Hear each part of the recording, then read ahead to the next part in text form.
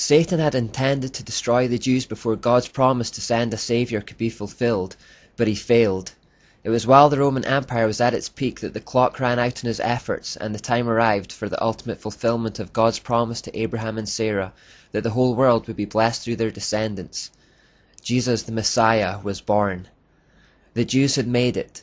They had survived Satan's attempts at seduction and destruction. They had survived the Plan A's and the Plan B's. They had survived the persecutions, invasions, the periods of captivity and general struggles that came with the territory of being God's chosen people in a world full of satanic enemies. The time had come for the serpent's head to be crushed, as prophesied way back in Genesis 3. Jesus crushed the head of the serpent, but his heel was bruised in the process.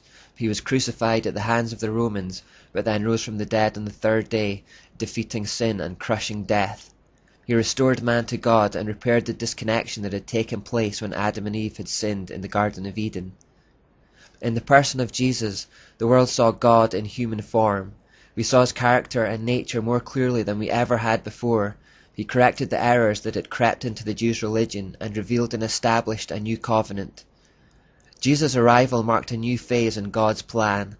Having spent the Old Testament years concentrating on building a relationship with the Jews and revealing himself to them in a world filled with false Babylonian gods, it was time for those people, those early Christians, to now take the responsibility of introducing the God they knew to the rest of the world, to invade the surrounding pagan territories with the truth about God. Jesus came to create and train a band of followers that would take the good news of salvation to the world. He told them to then make disciples of others. In other words, they were then to train others in the same way he had trained them, who were then to train others to do the same. By this method, the gospel message exploded exponentially across the world. These early Christians, led by the apostles, set off on missionary journeys, taking the good news to the ends of the earth, and people believed wherever they went. Hundreds and thousands were added to the numbers of believers daily. A huge sea change occurred as Christianity broke through. God's people were suddenly on the offensive, spreading light into a dark world. 2 points to take from this. God had spent the Old Testament years introducing himself to the Jews so that they could then introduce him to the rest of us Gentiles. So a key point here is that nothing that God ever gives us is just for ourselves. Everything he gives us is for the benefit of others. Secondly, for church leaders, notice how effective small groups are for explosive growth and really solid discipleship. If Jesus' 12 disciples followed his orders and made 12 disciples of their own, that would be 144 disciples. If they each had 12 of their own, that would be 1,728. If they each had 12, that would be 20,736. If they each had 12, that would be 248,832. And if they each had 12, that would be 2,985,984 disciples. So within 5 phases, we've gone from 12 Christians to almost 3 million. After this Know Your Enemy series is finished, the next step is to know how to engage with and defeat that enemy. So we may go into that at a later stage. The gospel eventually reached Rome, which was the epicenter of the greatest empire in the world at the time. What happened here would have particular significance because what was decided in this city would be carried across Europe and the earth to its furthest outposts. So what did happen here? Christianity dropped into the midst of a city completely under the spell of Babylonian worship, and whose emperor was the current high priest of the mysteries. Not an easy beginning. The people of Rome were thoroughly indoctrinated with the habits, superstitions and traditions that had originated with Nimrod and Semiramis. To be honest, it was a cesspit. Therefore it should come as no surprise to learn that Christians were bitterly persecuted by the Romans, who tolerated everyone except those who believed in Jesus. The claim that particularly infuriated Roman emperors was that Jesus was the way, the truth, and the life, and that no one comes to the Father except by me, as he said in John 4:16. This was a direct challenge to their position as gods. Christians utterly denied all pagan gods and refused to bow down to any of them, knowing that in doing so they would be bowing down to demons and by proxy be bowing to Satan himself. This meant that whenever a tragedy occurred in Rome, Christians were made scapegoats. being blamed for bringing the wrath of the gods upon the people because of their unwillingness to sacrifice, appease, or pay tribute to them. Christians' unwillingness to bow to emperors as gods was also considered an act of sedition. The consequent brutality of the Roman Empire towards Christians has gone down in infamy. Once captured, Christians were thrown to lions for sport in colosseums, while the baying crowd watched them being torn limb from limb. They were dipped in oil and then set alight at the side of the roads to become living human torches. Another method of execution was being sewn into animal skins and then led to die at the fangs and claws of wild animals. Some were noted to have had crowns of metal nailed into their heads. The book of Hebrews in the Bible reports that some were placed inside a hollowed-out tree and then sawn in half. These things illustrate the viciousness of Satan's hatred and retaliation towards God's people. Never underestimate just how much Satan despises a follower of God, or what he would do to us if he was in a position of power. Remember the golden rule: manipulation and deception while in a position of weakness, intimidation and violence while in a position of power. The ultimate aim is always dominance. And when Satan eventually has his way on this earth, at the end of the age, and reaches a position of power, the Bible tells us that there will be a great tribulation that the world has never seen before or will ever see again. It wasn't until Emperor Constantine, who signed the Edict of Milan in 312 AD, that allowed for the tolerance of Christianity, that the persecution really came to an end. Now, the world at large traditionally sees this as the best thing that could ever have happened to Christianity, but I'm going to suggest it wasn't. You see, while many believe this was the pivotal moment in Christian history that allowed it to settle and grow and to become the largest religion in the world, the evidence suggests that firstly, Constantine only legalized Christianity for political reasons, and that his own supposed conversion wasn't truly sincere. For example, there is evidence to show that Constantine still retained many elements of sun worship even after his supposed conversion, and that there have been reports of secret Vatican files that prove he kept his allegiance to the sun god. Coins carrying his image from this period continue to portray him as Sole Invicto Commit, which means colleague of the invincible sun. Then there is the fact that he changed the traditional Sabbath day of God, which was Saturday, to the now generally accepted Sunday, or Sun God Day. Constantine's personal life also reflected the theory that he hadn't ever truly converted to Christianity, or understood its message. He became a cruel and dissolute monarch, whose cruelty extended to members of his own family. He was also clearly corrupted by his fortune. If we judged the tree by its fruits, we would reasonably conclude that he remained untouched by the love of Christ until the end. The truth is that there was such uproar and division in the Roman Empire at the time that its unity was beginning to be threatened. If the unity of Rome was threatened, so was Constantine's grip on power. So politically speaking, it made sense to change tack from Plan B tactics, oppression, violence and persecution regarding the Christians, to Plan A tactics, which is manipulation and flattery. That's effectively what happened here. The persecution, if anything, was making the Christians stronger, so from Constantine onwards, the persecution and killing stopped, and instead Christian leaders were manipulated and lured with promises of wealth and power. Constantine basically appealed to the vanity and pride of the bishops of the time. He went on a charm offensive, and bestowed a number of favours on the church. Instead of martyring bishops, he began to treat them as his political aides and gave them a say in his empire's political affairs. They were raised to a high rank and given a life of great opulence in the imperial city. Very naturally and predictably, signs of worldliness appeared amongst them, like pursuit of luxury and personal ambition. Error and corruption began entering the church, and a focus on wealth acquisition crept in. They forgot Jesus' pronouncement that his kingdom is not of this world in John 18:36, and soon became double-minded. One of the main reasons we should suspect Constantine never truly converted was that he failed to relinquish his inherited title of Supreme Pontiff, or High Priest, that had first been assumed by Julius Caesar.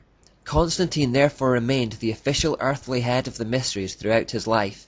It wasn't until 376 AD that the young Emperor Gratian became the first to refuse the position of Supreme Pontiff, considering it inconsistent with faith in Christ. In addition, he also legally abolished paganism in the empire at this time, although this abolition didn't extend to the city of Rome itself, where it was still rampant. In fact, Rome at this time was colloquially referred to as the sink of all superstitions. After Gratian refused the office of Supreme Pontiff or High Priest, it became vacant once more, and the links in the chain that had gone back to Nimrod were broken, but only for 2 years. It was soon reinstated to Damascus, the then Bishop of Rome, who had gained the position after much fighting and bloodshed with rivals. This position of Supreme Pontiff has been held by the Bishop of Rome ever since.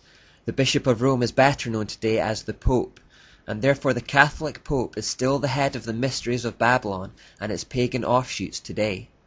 If we follow this to its logical conclusion, as shocking as this may sound, the Pope is therefore still the earthly head of Satan's system of worship.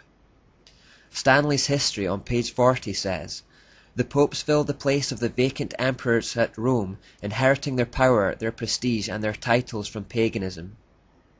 Pope Damascus recognized the power inherent in his new title. He believed himself to be head over not just the Christian church, but also over the pagans in Rome. It meant complete authority and domination, both the secular and sacred under one system. How is the Roman Church to consolidate this rule over the pagans and the Christians under one system? They needed to somehow iron out the differences between the Babylonian system and the Christian system to create a unity between all peoples, and that meant compromise. What the Catholic Church did was consistently compromise the gospel message with pre-existing pagan beliefs and adapted it based on whatever form of Babylonian mysticism a culture held to. Now, compromising the truth with different types of lies is like mixing ice cream with different types of dirt. At the end of the day, all you're left with is dirt. So while the average historian will explain that from 378 AD onwards, within 50 years, the spread of Christianity had completely vanquished paganism in Rome, that's not what happened. Paganism had not vanished. At the beginning of the 5th century, it had simply been absorbed into Roman Catholicism, which now contained all manner of superstitious rites and ceremonies inherited from Babylon. Pagan doctrines, rites and symbols were incorporated into the church and merely covered with a facade of Christianity. It was this, and not an outpouring of the Spirit, that brought a multitude of pagan worshippers into the Church of Rome. Catholicism basically became paganism with a Christian mask. It was after this time that the words of warning given by the Apostle Paul to Timothy began to be fulfilled. The Spirit clearly says that in later times some will abandon the faith and follow deceiving spirits and things taught by demons. Such teachings come through hypocritical liars whose consciences have been seared as with a hot iron. They forbid people to marry and order them to abstain from certain foods, which God created to be received with thanksgiving by those who believe and who know the truth. Celibacy, compulsory fasting, idolatry and baptismal regeneration and many other false ideas quickly became the accepted doctrines of the Church. I'll give you an example of what I mean. One of the main differences between Christianity and paganism was that Christianity was monotheistic while paganism was polytheistic. Trying to get the pagans to give up their multiple gods proved tricky, and so, in order to merge the two systems, the Roman Church began to suggest the idea of patron saints. In effect, what they said was, you don't need to stop praying to all these various gods and goddesses, all you have to do is call them by a new name. Instead of a god of the travellers, we'll appoint a saint of the travellers. Instead of a god of the sea, there is now a saint for seafarers, etc. So where there had previously been a pagan god or goddess assigned to aspects of daily life in the mystery system, the Catholic Church merely replaced these gods with saints who were to be prayed to, revered and looked to for guidance instead. Because many people had carved idols of gods and goddesses in their house, they weren't asked to discard them completely, but just to revere them under a new name and identity. All the many pictures and images that existed because of the mother and child cults of the day, and which originally represented Semiramis and Tammuz, were simply renamed Mother Mary and Christ. The paganism was not removed, it was just given a makeover. Another problem for effecting change was the festivals of the day. People's years were marked by religious holidays much like our own are today. Imagine trying to get everyone in the world to give up Christmas next year. It would be a nearly insurmountable task. People love their holidays. The Catholic Church decided that instead of abandoning the old pagan holidays, they would simply adopt them under a new meaning. The winter solstice festival, called Saturnalia, or the Feast of Saturn in Rome, occurred in the week prior to the 25th of December, and the day itself was called Natalis Invictis Solis, which means the birthday of the unconquered sun. Indeed, 25th of December was widely regarded by all Babylonian religions to be the birthday of Nimrod. It's a date that crops up frequently. In Egypt, Isis, who is the equivalent of Ashtoreth, and who was worshipped as the Queen of Heaven, was said to be born on this date also. So what did the Catholics do? Effectively, they said, keep your festival, but let's just adopt it as the birthday of Jesus Christ instead. Similarly, the spring equinox festival for the goddess of fertility, associated with regeneration, was adopted as Easter. The name Astarte, or Ishtar, became Easter in Gaelic, and it's from this name that we get the word Easter. Eggs that originally represented fertility were Christianized as a representation of the stone that was rolled away from the front of Jesus' tomb. It was also as a result of merging Babylon with the church that the idea of Lent was introduced. Lent has no biblical basis whatsoever, but was merely an essential part of the Babylonian spring festivals that Catholics adopted under a new meaning. In autumn there was a harvest festival that honoured the goddess Pomona, and this became Christianized as All Souls' Day, with All Saints' Day coming on the 1st of November to again honour the saints. It is better known today as Halloween, the night where evil is celebrated most overtly. As a night to honour the Catholic saints, it is effectively a night to honour demons. The practice of bobbing for apples originated with the celebration of Pomona, who is the goddess of fruit and trees. In this we may also see a link to the Tree of Knowledge. Can we say that bobbing for apples is a reenactment and celebration of the moment when Adam and Eve ate of that tree? As the Roman Empire spread to Celtic areas, where the mysteries had become Druidism, the date became a night to honour the god Samhain. Now note the similarity between the names Samhain and Satan. What this all adds up to is simply that when it was made legal in Rome, Catholicism did not Christianize the pagan religions, but that the reverse is true. The pagan religions polluted Christianity to produce Catholicism. Catholicism gradually became nothing more than the mystery religion with a Christian facade. So before we end this part, it's probably thrown up a lot of questions. Should we go to church on a Sunday instead of a Saturday? Should we celebrate Christmas and Easter in the light of this knowledge? I know some people have uncovered this information and now don't. Firstly, I would say to do away with the Catholic saints and don't pray to them, as they are in fact demons. Also, Halloween should always be completely off the agenda for a Christian.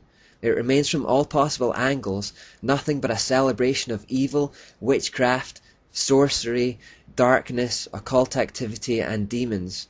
Christians should have nothing to do with this holiday, as it never has been rooted in anything other than the occult. In fact, it's been said that asking a Christian to celebrate Halloween is like asking a Holocaust survivor to celebrate Hitler's birthday. That's not too far off the mark. With regards to the others, one Bible verse keeps coming to mind. And whatever you do, whether in word or deed, do it all in the name of the Lord Jesus, giving thanks to God the Father through him. Should we boycott Christmas as a celebration of Christ? I don't think so. We should just make sure that we celebrate it unto the Lord, that we shouldn't get sidetracked with the secular side that is ultimately not of God's kingdom. When some choose to make Christmas about Santa, we should choose to make Christmas about Christ.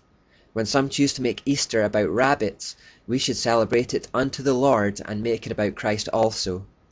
I would, however, encourage that we stop calling it Easter and instead get into the habit of calling it Resurrection Sunday. Remember that in all things there are two competing kingdoms, the kingdom of God and the kingdom of darkness. Whenever there is a secular parallel to our Christian holidays, it can be guaranteed that the secular parallel is coming from Satan to take attention away from Jesus. Whatever we undertake and whatever we celebrate, we should do it unto the Lord, shunning secularism in the process, which is ultimately just a part of the kingdom of darkness. You may still think I'm being too harsh on Catholicism after this, so in this next section we'll start to uncover its symbolism in more depth. Here's a pagan chariot sunwheel designed for sun god worship and taken from the pagan temple of Kararak in India. This temple was associated with the occult and astrology. Some suggest such things are what 2 Kings 23:11 was referring to when it says, "He removed the horses that the kings of Judah had dedicated to the sun at the entrance to the house of the Lord, by the chamber of Nathan Melech, the officer who was in the court, and he burned the chariots of the sun with fire." Now look at this aerial image of the plaza at the Vatican in Rome. You should see an identical pagan sunwheel on the ground. The following photo is an artifact described as a basalt offering table, pillar-shaped, with a carved symbol of Baal on its side. That symbol was a circle with a cross in the center. So here we have an image that represents Baal. Now let's zoom closer into the center of the sunwheel in the middle of the Vatican Plaza, and we'll see this. You'll notice around the base of the obelisk the symbol for Baal. This symbol is quite often represented in a more simple form like this. Many pagan traditions consider this to be their main symbol for transmitting the energy of the goddess and claim it represents the sacred earth. It also represents power and supremacy, so through this symbol they are declaring the power and supremacy of the pagan goddess Ashtoreth. The Catholic Church may also see it as declaring their own supremacy over the earth. And what about the obelisk right in the middle? The obelisk is a phallic symbol of Baal and is mentioned several times in the Bible. In Hebrew, the word matzdaba means something stationed, i.e. a column or memorial stone, an idol, a garrison, or a standing image or pillar. The word matzdaba is used in the following verses.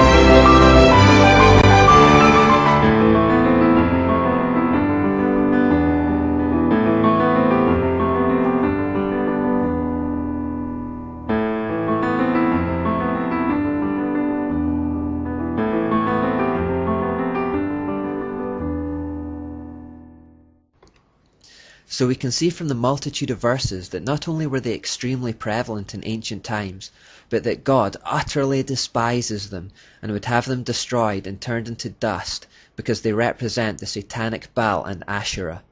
And yet the Catholic Church has set one up right in the middle of their plaza. This particular pole was taken directly from ancient Egypt, where it was worshipped as the dwelling place of the sun god.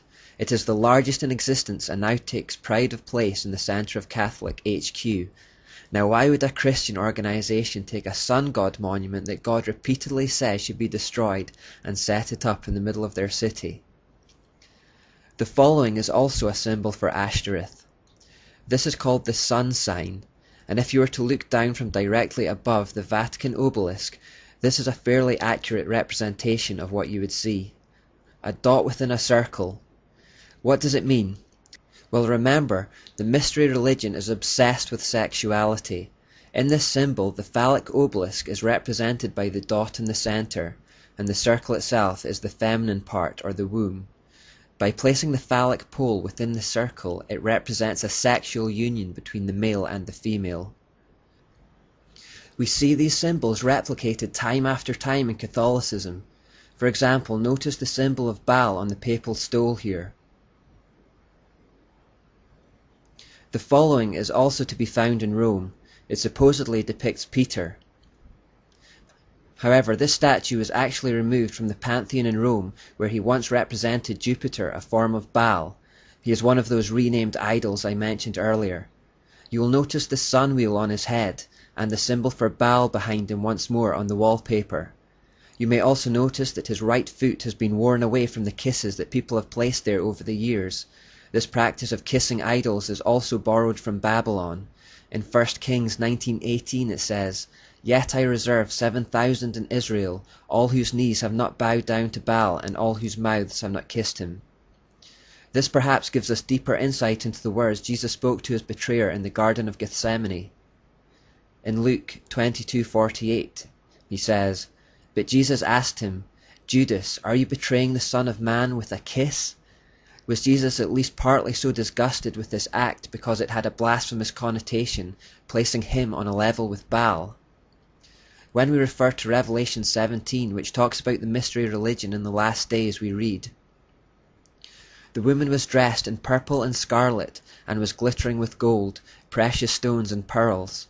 She held a golden cup in her hand, filled with abominable things and the filth of her adulteries. And this title was written on her forehead, Mystery, Babylon the Great, the mother of prostitutes and of the abominations of the earth. I saw that the woman was drunk with the blood of the saints, the blood of those who bore testimony to Jesus."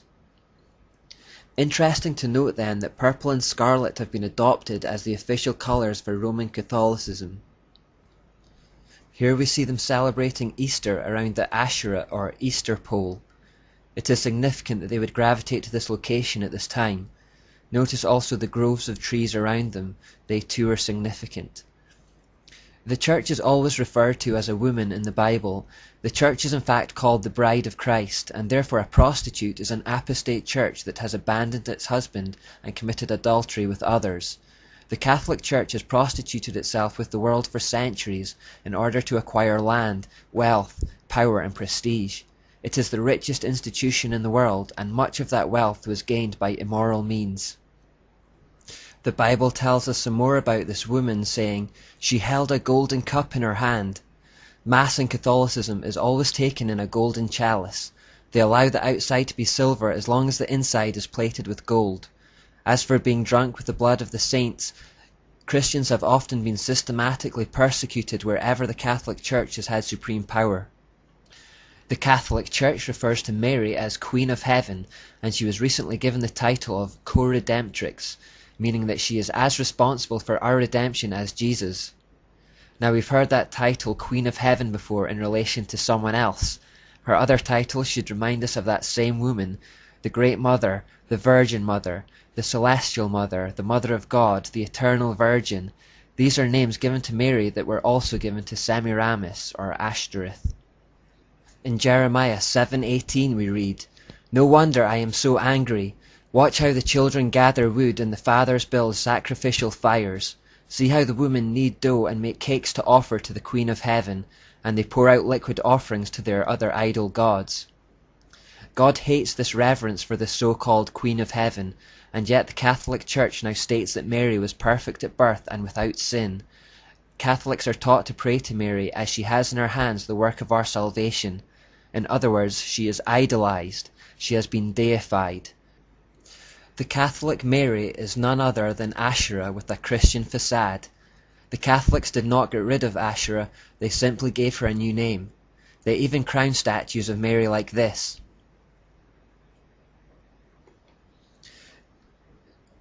Catholic doctrine states, "The one holy, Catholic and Apostolic Church, as led by the Bishop of Rome, successor to Peter the first Pope, has always venerated the Blessed Virgin Mary, including her sinlessness, for the Church follows Scripture, especially the New Testament, which she herself compiled, as perfectly as she follows her tradition." The most obvious blasphemy about this passage is that they claim she is sinless, and therefore nothing less than a goddess. But also notice the more subtle capital letters given to the words she and herself, which also denote Mary as a goddess. Scripture has even been deliberately corrupted in Catholic texts to identify Mary as the person who was said to crush the serpent's head in Genesis 3. In their text it says, "And I will establish a feud between thee and the woman, between thy offspring and hers.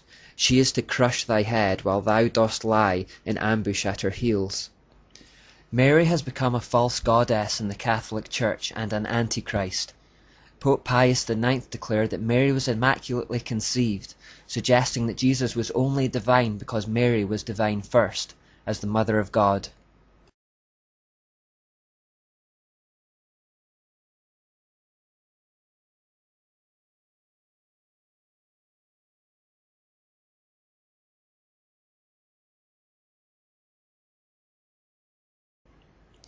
Here's a photo packed with symbolism to finish.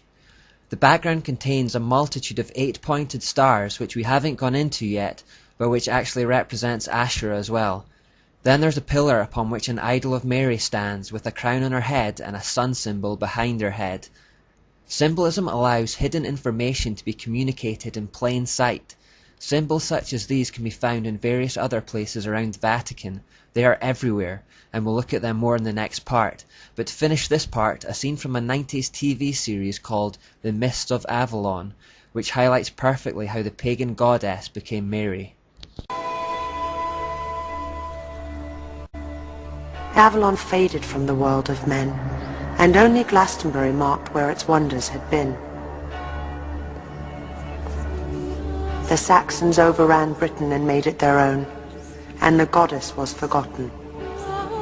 Or so I was convinced for many years.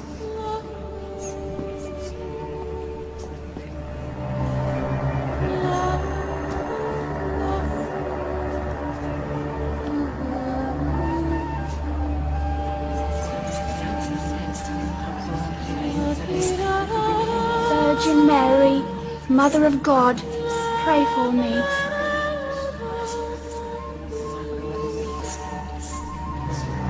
Until at last I realized the goddess had survived.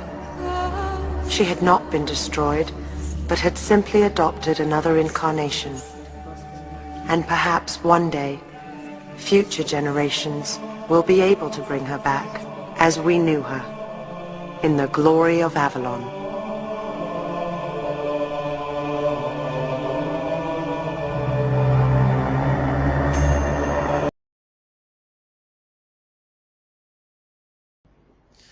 Let's look at some other Catholic symbols.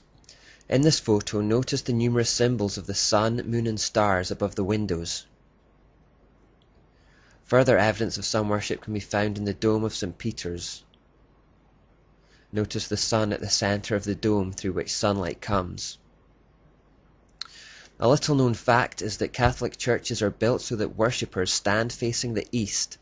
Although churches may arbitrarily face in any direction, the prevalence and consistency of this practice in Catholic churches suggests that they mean something specific by it.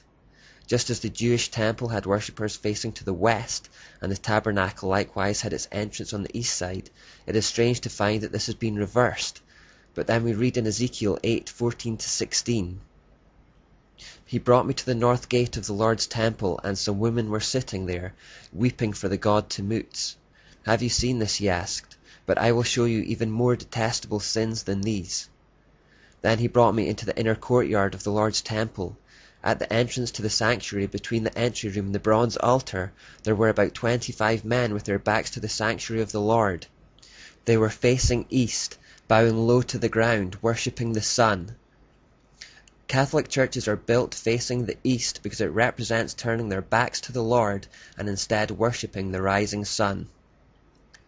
Mass in Catholicism is something other than a simple remembrance of Christ's suffering on the cross, as it was intended to be.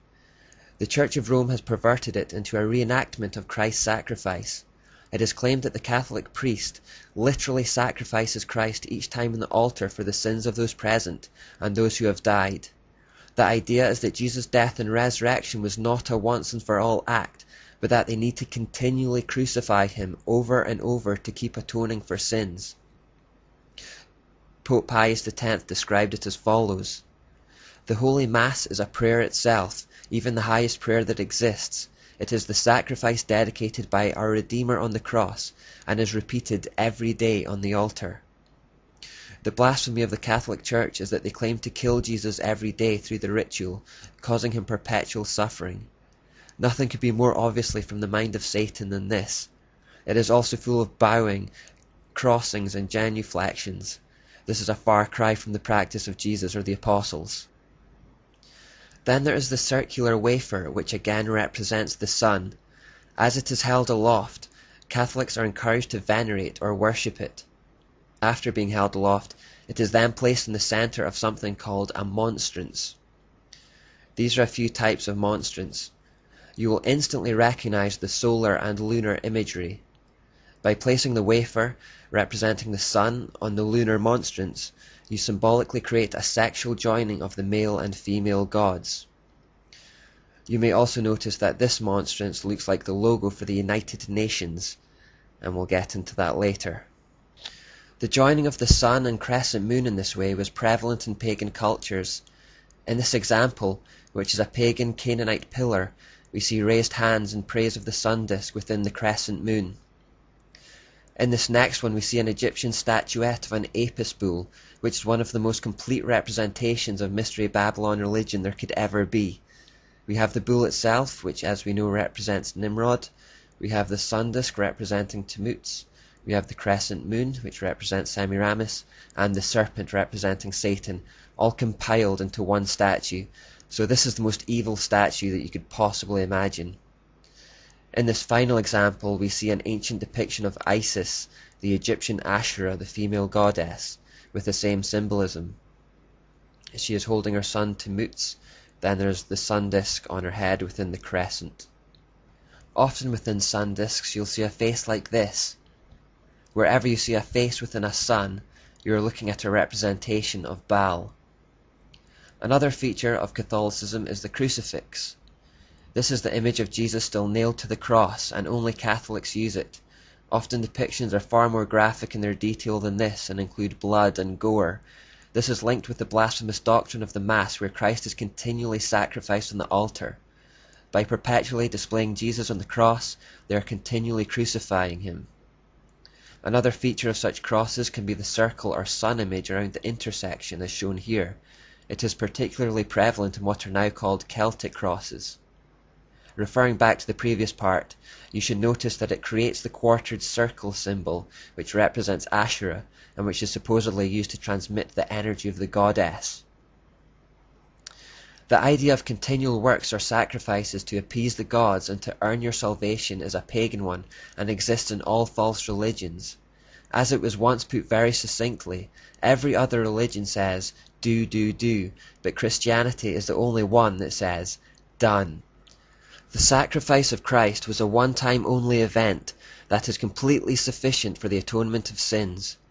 Jesus is now victorious over death, and salvation comes by faith alone. Satan would rather see Jesus being perpetually and endlessly punished, however, and hence these continuing representations of Christ on the cross. Satan is clinging hopelessly to the past, and enslaving humanity with works-based religion, which always either leads to feelings of pride or worthlessness, and both are as bad as each other. The Catholic idea of purgatory, where people spend a temporary period between heaven and hell being purified of their sins through punishment, again has no biblical basis whatsoever. It is entirely Babylonian.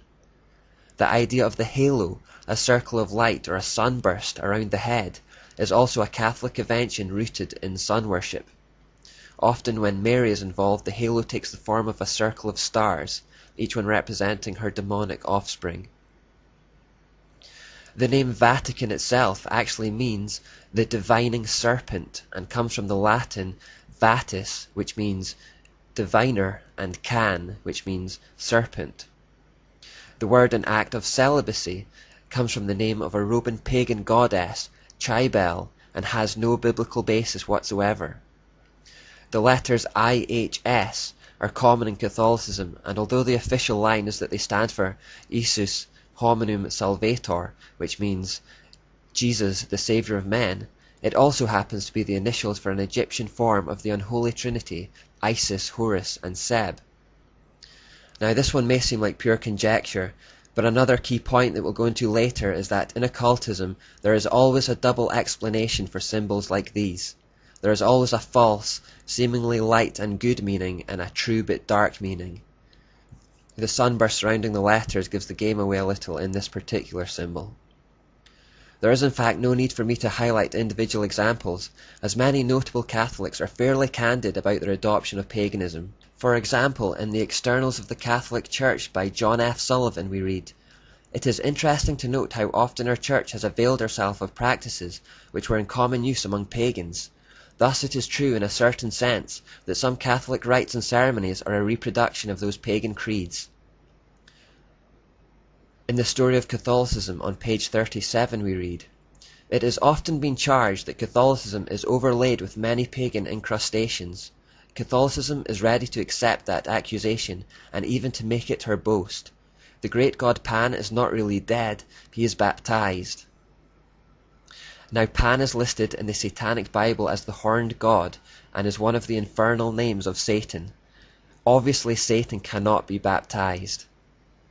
Cardinal Newman, who was recently given sainthood by the Catholic Church, admits in his book that the use of temples and these dedicated to particular saints and ornamented on occasions with branches of trees, incense, lamps and candles, votive offerings on recovery from illness, holy water, asylums, holy days and seasons, use of calendars, processions, blessings on the fields, sacerdotal vestments, the tonsure, the ring in marriage, turning to the east, images at a later date, perhaps the ecclesiastical chant, and the Kyrie Eleison are all of pagan origin and sanctified by their adoption into the Church. In The Faith of Our Fathers by Cardinal Gibbons we read, "The penetration of the religion of Babylon became so general and well known that Rome was called the New Babylon." In Life of Constantine by Eusebius we read, "In order to attach to Christianity great attraction in the eyes of the nobility, the priests adopted the outer garments and adornments which were used in pagan cults."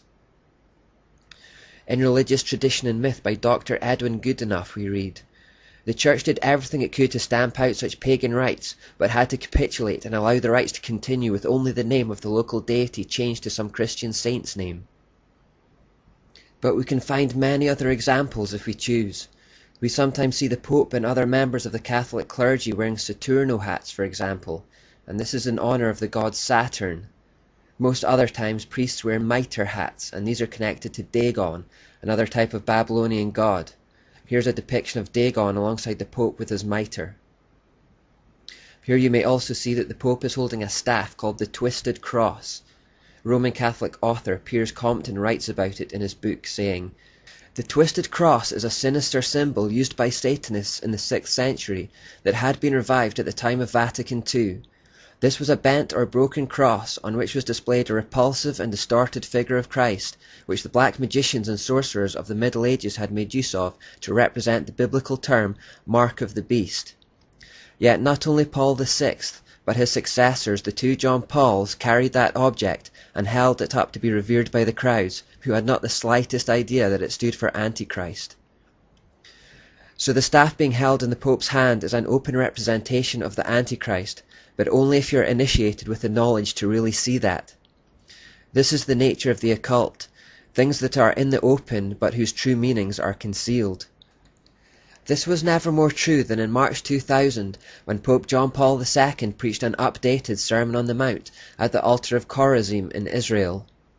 Here he sat under an inverted cross, one of the most potent and disgusting symbols of Satanism and black magic, under the pretense that it represents Peter, who was crucified upside down. Once more he holds up the twisted cross depicting the Antichrist for the adoration of the crowd right in front of it. Behind them all is a Christ-like mural displaying the words that he is coming soon, but as we'll discover later, this character for who they wait is in fact the Antichrist.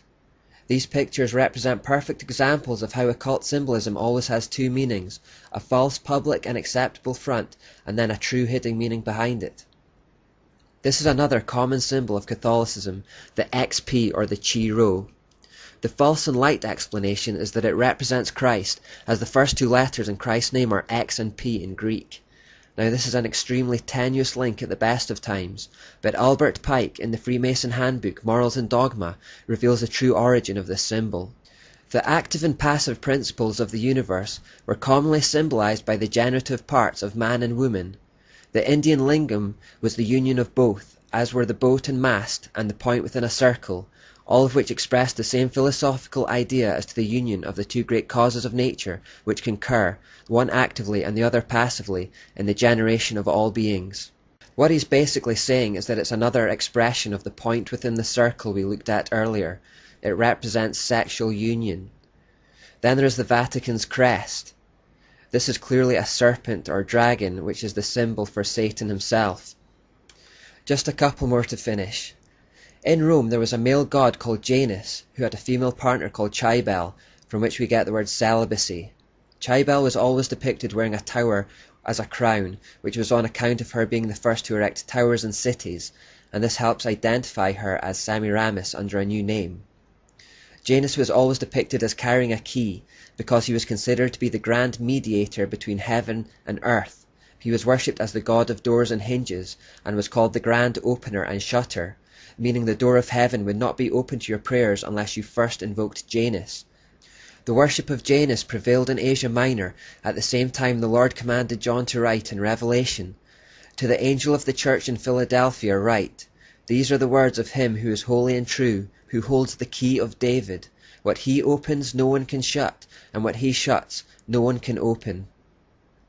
God is specifically proclaiming here that he is the Lord and the one true God, who alone opens and shuts the door of heaven, not Janus or Cybele or any equivalent. As the head of the mysteries on earth, the Supreme Pontiff held similar keys which were symbolic of his spiritual and earthly authority, hence the image of the two keys on the shield. One key is gold, representing the power to bind and loose in heaven, while the other is silver, symbolizing the power to bind and loose on earth. The Supreme Pontiff was therefore given the name the Interpreter because he was the link between heaven and earth. In Chaldee, the original language of the mysteries, the word interpreter becomes Peter. Thus we see how the keys of Janus and Cybele would become known as the keys of Peter. And this is the origin of the unbiblical myth perpetuated by Catholics that the biblical Peter is waiting at the gates to heaven, ready to admit or turn away individuals who would seek to enter. It simply comes down to a bit of wordplay with the Chaldean word for interpreter. The repetition of Hail Marys as a mantra to absolve yourself of sins is also from paganism. Jesus warned about it when he said, "When you pray, don't babble on and on as people of other religions do. They think their prayers are answered merely by repeating their words again and again." In later times the popes would arrogantly claim to be infallible, something that is true only of God. By setting themselves up as gods, they, like Nimrod, consolidated their power by claiming to have spiritual and divine authority as well as political authority. Do your own explorations and you will find a lot more that give the game away. I've spent so long in Catholicism because it's important we realize the Babylonian mysteries are not some ancient belief system that died way back in the mists of time. The Babylonian religion is alive and well today, in this case disgustingly and confusingly wrapped in a cloak of Christianity. Christians are often confused about how we should relate to Catholicism, and many see it as a legitimate form of Christianity, and there are ecumenical movements today that are capitalizing on that ignorance. Many Christians feel like they have to apologize for the Crusades and the Inquisitions, even though true Christians were often the ones on the receiving end of those, as we shall soon see. Catholicism is the largest religion in the world today. The second largest is Islam, and we'll look at that next.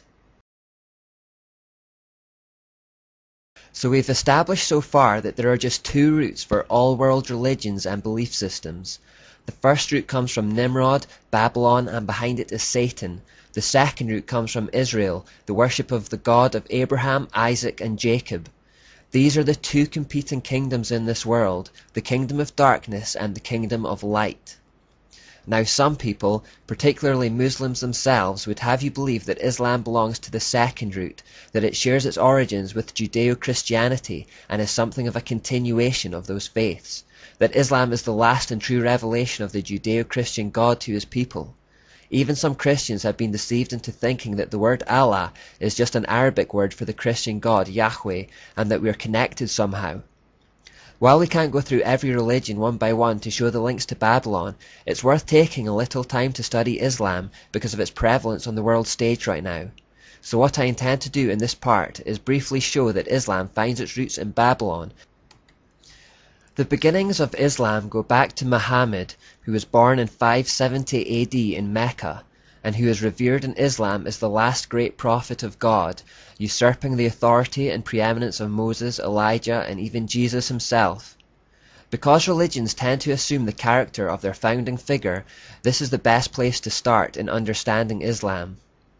The Muslims have one holy book called the Quran, and several other volumes called Hadith, which are oral traditions relating to the words and deeds of Muhammad.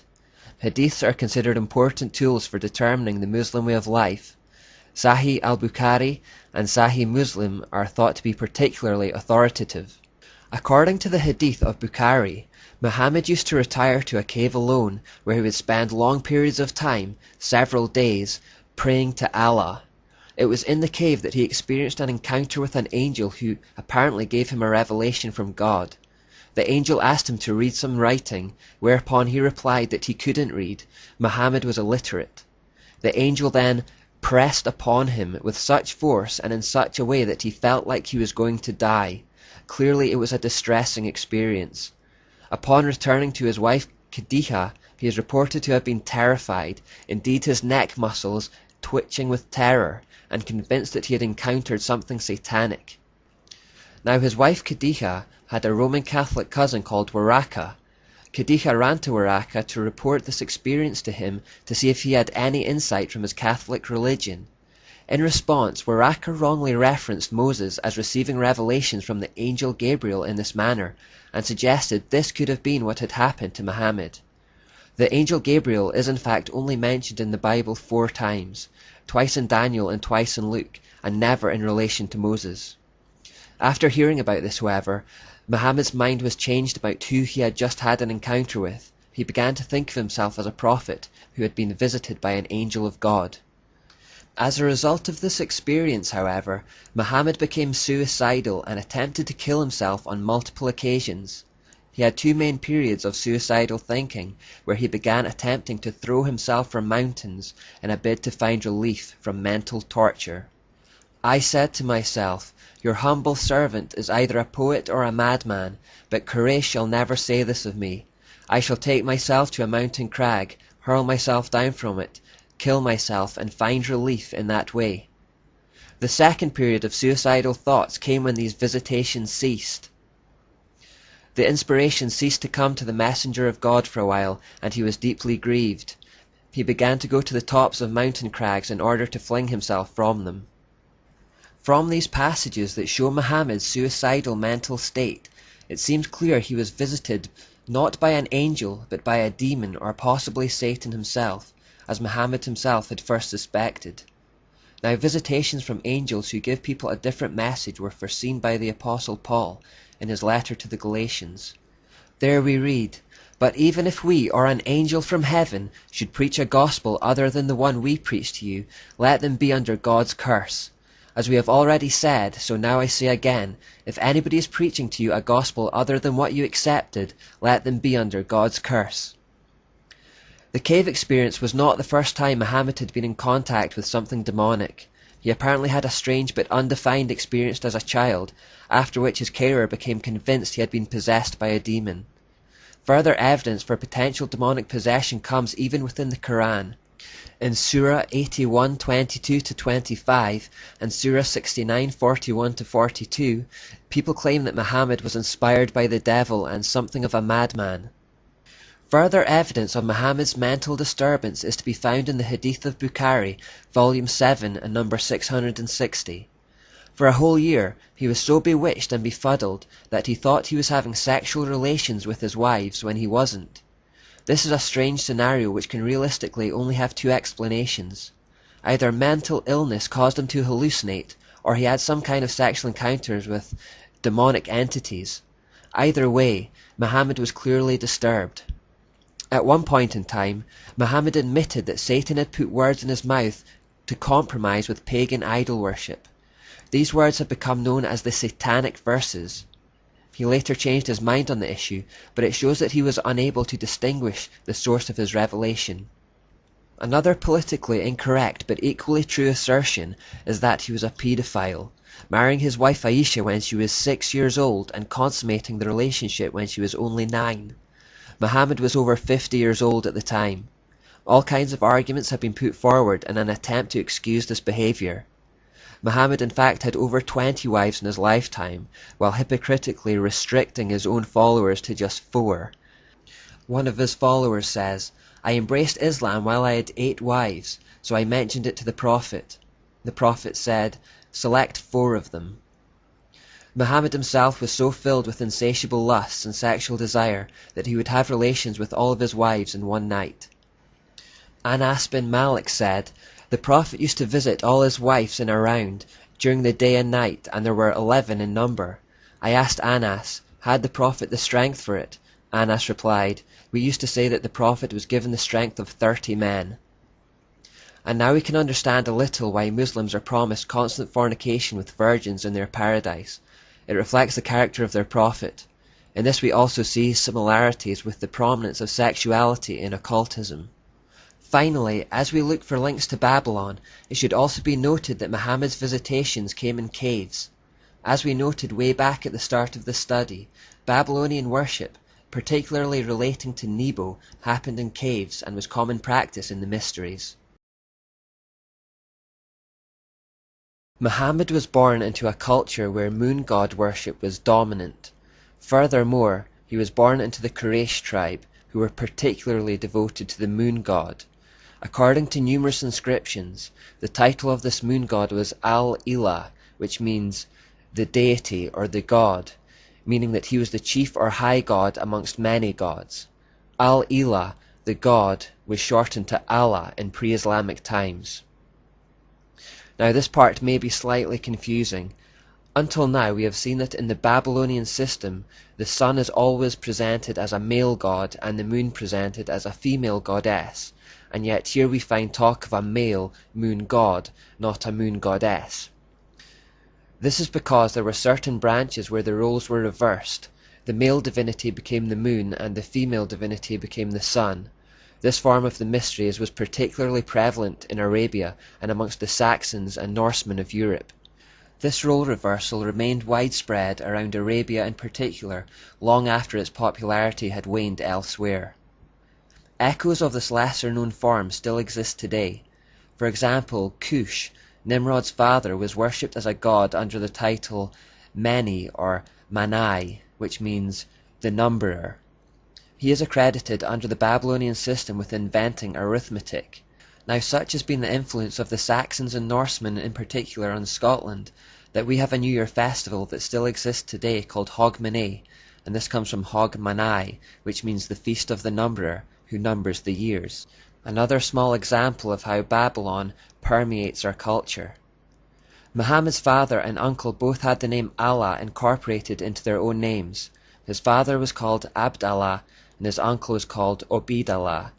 This echoes the Babylonian practice of incorporating your god into your own name, and illustrates the preeminence of the moon god cult in his time. This fact answers the questions, why is Allah never defined in the Quran? Why did Muhammad assume that the pagan Arabs already knew who Allah was? The answer is because they already did know who Allah was. He was their moon god. Muhammad wasn't attempting to introduce the concept of a new god in the Quran. He was merely building on the one that already existed in the area. All Muhammad did was go one step further than his fellow pagan Arabs. While they believed that Allah, the moon god, was the greatest of all gods in a whole pantheon of gods, Muhammad said that Allah was not just the greatest god amongst many, but that he was in fact the only god. In effect, he said, look, you already believe that the moon god Allah is the greatest of all gods. All I want you to do is accept the idea that he is the only god. I'm not taking away the Allah you already worship. I'm only taking away his wife and his daughters and all the other gods. Here is a picture of an Allah idol recovered in Arabia. Note the crescent moon on his chest. The pagan Arabs never accused Muhammad of preaching a different Allah to the one they already worshipped, and archaeological evidence proves that he was one and the same. The Encyclopedia of Religion says, Allah is a pre-Islamic name corresponding to the Babylonian Bel. Allah is nothing more than Baal again with a new name. Muhammad attempted to have it both ways though. To pagans he said that he still believed in the moon god Allah, but to the Jews and the Christians he said that Allah was their god too. In effect, it was the same technique that Catholic bishops had used to merge Christianity with paganism. Many Christians today have swallowed the lie that Allah is the same as the Christian God, when he is in fact Baal. Fortunately, Jews and Christians of that time recognized Muhammad's deceptive ideas and rejected Allah as a false god. Of course this angered Satan no end, and by consequence it angered his puppet Muhammad no end, and we know that when plan A, manipulation and flattery, fails with Satan, he quickly resorts to plan B, intimidation and persecution. We perhaps never see this more clearly than in the relationship Muhammad had with the Jews. The Quran has a distinct split personality that correlate to two periods in Muhammad's life. At the start of his life in Mecca, he was relatively obscure and had no particular type of influence. He was in a position of weakness. In the second part of his life he moved to Medina as a wealthy and powerful warlord. There he was in a position of power. So all the earlier writings from his time in Mecca are generally peaceful. This was the period when Muhammad was in a position of weakness and trying to convince the local Jews that he was a prophet of their God, the Plan A years. All the later writings from his time in Medina, after he had risen to a position of wealth and power, are full of hate and anger towards the Jews who had rejected him. These are the Plan B years. He started calling for their slaughter and waged war against them, along with anyone else who rejected him or his message. Now it's important to understand that in Islam there is a principle of abrogation. This simply means that wherever there is a contradiction between verses and the Quran contradicts itself a fair amount, the later one cancels out the earlier one. So since the violent, warring verses are the later ones from his time in Medina, they cancel out the earlier, peaceful ones from his time in Mecca. This has been a great tool of deception for Muslims, as whenever they are challenged about the violent fruits of their religion, they point to the peaceful Mecca verses. In ignorance, the average person takes them at their word, completely unaware that those verses are effectively null and void under the principle of abrogation. They have been replaced by later commands to slaughter all non-believers and conquer the world. It is Muhammad's words and actions from the Medina years that fuel Islam's never-ending hatred towards the Jews and the problems in the Middle East. It is the words and actions of Muhammad in the Medina years that encourages and condones all forms of terrorism, lying, deceit, violence, murder of non-believers, oppression and domination as a service to Allah. Islamic terrorists are not acting contrary to the example of Muhammad their prophet. They are acting in perfect harmony with his own actions 1400 years ago. The Bible says that, "You shall know a tree by the fruit it bears." The entire history of Islam has been littered with this type of violence, and when we look at the life of Muhammad in any detail, we will discover why. It produces bad fruit because it was a bad tree with its roots in the kingdom of darkness. The following are the recorded words and deeds of Muhammad.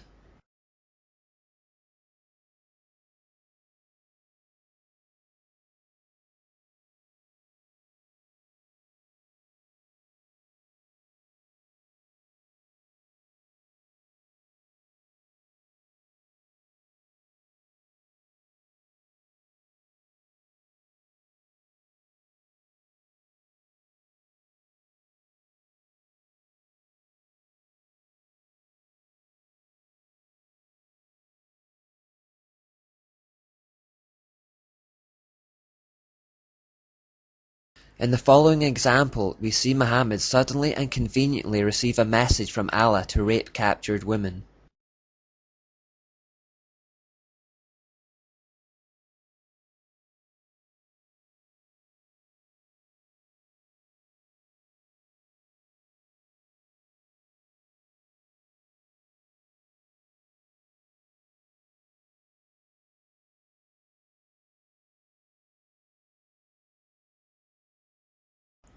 This event shows a particular audacity, permitting rape at the drop of a hat simply by conjuring a verse from Allah to support it out of thin air. Any whim or fancy that took him could be acted upon if he claimed he was doing it under divine authority or instruction. Muhammad understood what Nimrod and Semiramis understood, that spiritual authority gives temporal authority. Wherever Satan is involved, there is often a telltale hatred for the Jews, and this comes through loud and clear in Islam.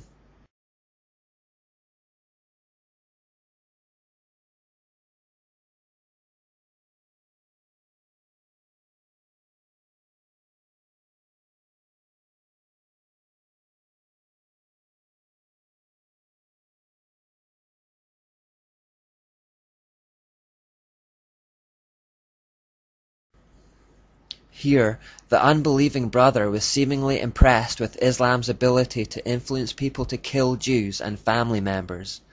This practice continues to this day in the Muslim community. Parents will kill children and brothers will kill siblings who leave Islam and call it a mercy killing. The brother in this instant converted on the spot, although we can't be sure he didn't do it out of self-preservation. Islam has a long history of forced conversions where the alternative is death. Muslims have been taught that their redemption will not come until all Jews have been destroyed, and therefore they will not stop fighting against them until they have reached this end. The prophet Ezekiel reports a time when Arab nations will team up with Russia to attempt to wipe out Israel. They will be driven to do this partly because of this prophecy. If the Jews are not wiped out, according to Islam, their false Messiah can't come. Do not be misled by claims of Muslims that their gripe with Israel is about land. Satan wants the Jews destroyed, as he has done from the beginning of time. He has hardwired this desire into the core of Islam through Muhammad, and they will work towards that end, no matter how much land Israel gives them. Muslims believe that they must kill all Jews, or their religion has been proved to be false. It's that simple. The United Nations are attempting to create a two-state solution where Jews and Palestinians share the land, but we know from our studies of the character of the satanic Jezebel spirit that it will not be content to share control of anything. It will have no equals. The goal of Islam is to extend its influence until it rules the entire world. In Islam, the world is currently divided into two, the House of Islam and the House of the Unbeliever or Infidel. They foresee a day when the whole earth will become Islamic and work continuously towards this end. The name Islam actually means submission, and this refers to the whole world submitting to the rule of the pagan moon god Allah, Allah being another name for Baal, and Baal being Satan. They believe that world peace will only come when they have triumphed over all the so-called infidel. The fact that Allah is the moon god explains why the primary symbol of Islam is the crescent moon. It is also why Muslims fast during the month which begins and ends with the appearance of the crescent moon in the sky. What about the star that so often accompanies it? This is an adaptation of the old symbol for the sexual joining of the male and female deity. These are Egyptian and Babylonian examples. Islam has adopted other important features and rites that betray its pagan roots. Mecca, the holy city of Islam, was also the center for pagan religions of pre-Islamic Arabia, for example. At the center of the pagan worship in Mecca was the square stone temple called the Kaaba. Following the widespread belief in the powers of magic stones, the famous black stone was embedded in the wall of the Kaaba. Such black stones were found in other places in the pagan Middle East and were representative of Saturn. The pagans of pre-Islamic Arabia believed that they needed to bow and pray towards Mecca at set times in the day. Furthermore, they believed that one should make a pilgrimage to worship at the Kaaba at least once in one's lifetime, to process round the Kaaba 7 times and to kiss the black stone. All these rites were continued in Islam. The Quraysh tribe saw to it that all manner of different religions were allowed in the Kaaba, so as to extend the influence of Mecca as a center for many religions. There were about 360 different idols in the Kaaba in addition to an idol of Allah.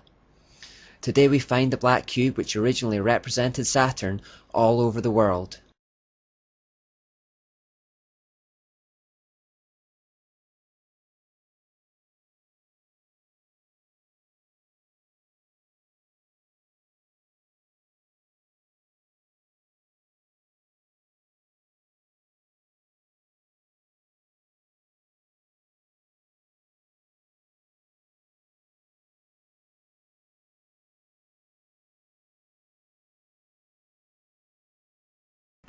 Fans of the Transformers movies will know that it portrays the cube as the source of all life.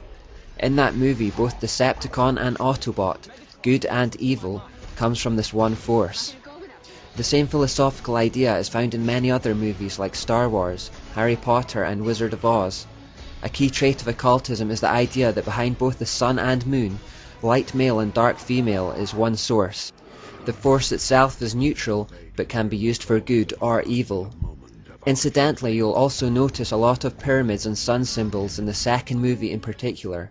The third installment, which is called The Dark of the Moon, is out in the summer of 2011, so keep an eye out for symbolism and hidden messages if you watch it. Muhammad removed the idols from the Kaaba, but nobody knows, however, what's left inside. No one really knows what they're worshipping towards when they face it. Questions about this would be sacrilege for a Muslim to ask, since Islam, like Catholicism, does not encourage freedom of inquiry or conscience. Just before we move on from this short exploration of Islam, I want to make it clear that when this series is titled Know Your Enemy, it does not refer to any human being or group of human beings. Christians are to have no human enemies and are commanded by Jesus to love even those who hate us.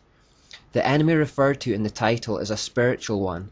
As Ephesians 6:12 says, "For we are not fighting against flesh and blood enemies, but against evil rulers and authorities of the unseen world, against mighty powers in this dark world, and against evil spirits in the heavenly places." Referring back to part 2 of this study, our fight is against the king of Tyre, not the princes of Tyre. We are to love Muslims and Catholics and anyone else for that matter, but wage spiritual war against Satan and his hordes who would seek to enslave and destroy humanity. Although Catholicism is a sun god representation of the mysteries, and Islam is a moon god representation, it's interesting to cross-reference them to point out some commonalities that betray a shared origin. Since the end goal of Satan is to undo the scattering of Babylon and return the world to a single one-world religion, it is these kinds of commonalities that he will play upon to bring that unity at the end of time. Not just with Catholicism and Islam, but with all religion that stems from Babylon. For example, let's compare the habit that Catholic nuns wear with the hijab that Islamic women are expected to wear. They're almost identical. Also, in both religions, people are taught to pray with beads. Just as Muhammad is said to have received his revelation in a cave, Mary is also depicted as living in caves or grottos in Catholicism. As I've already pointed out, this practice links them to the underground Babylonian worship of Nebo, who is said to have come out of the hole in the ground, and puts us in mind of Revelation 13:11 that talks about a beast coming out from the earth. The mysteries were often celebrated in caves or grottos, and this explains the origin of this practice today and why revelations from Satan are so often given in the darkness. In Fatima, Mary is in a cave. In Lourdes, Mary is in a cave.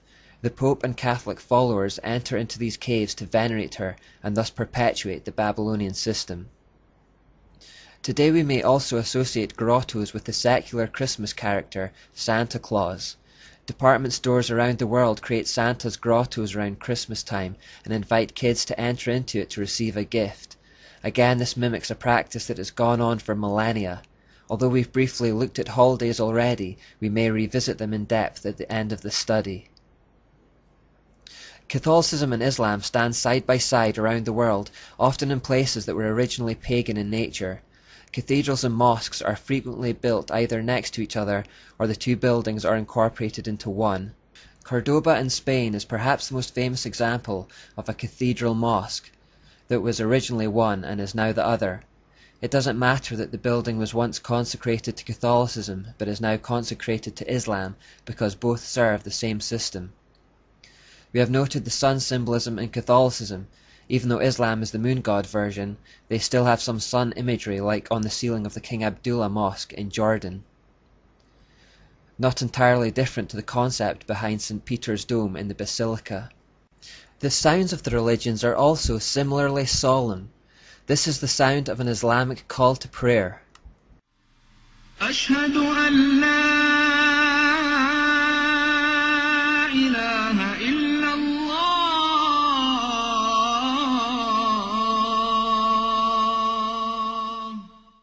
Now compare it with the sound of a Gregorian chant. They are both similarly haunting, mournful, and melancholic.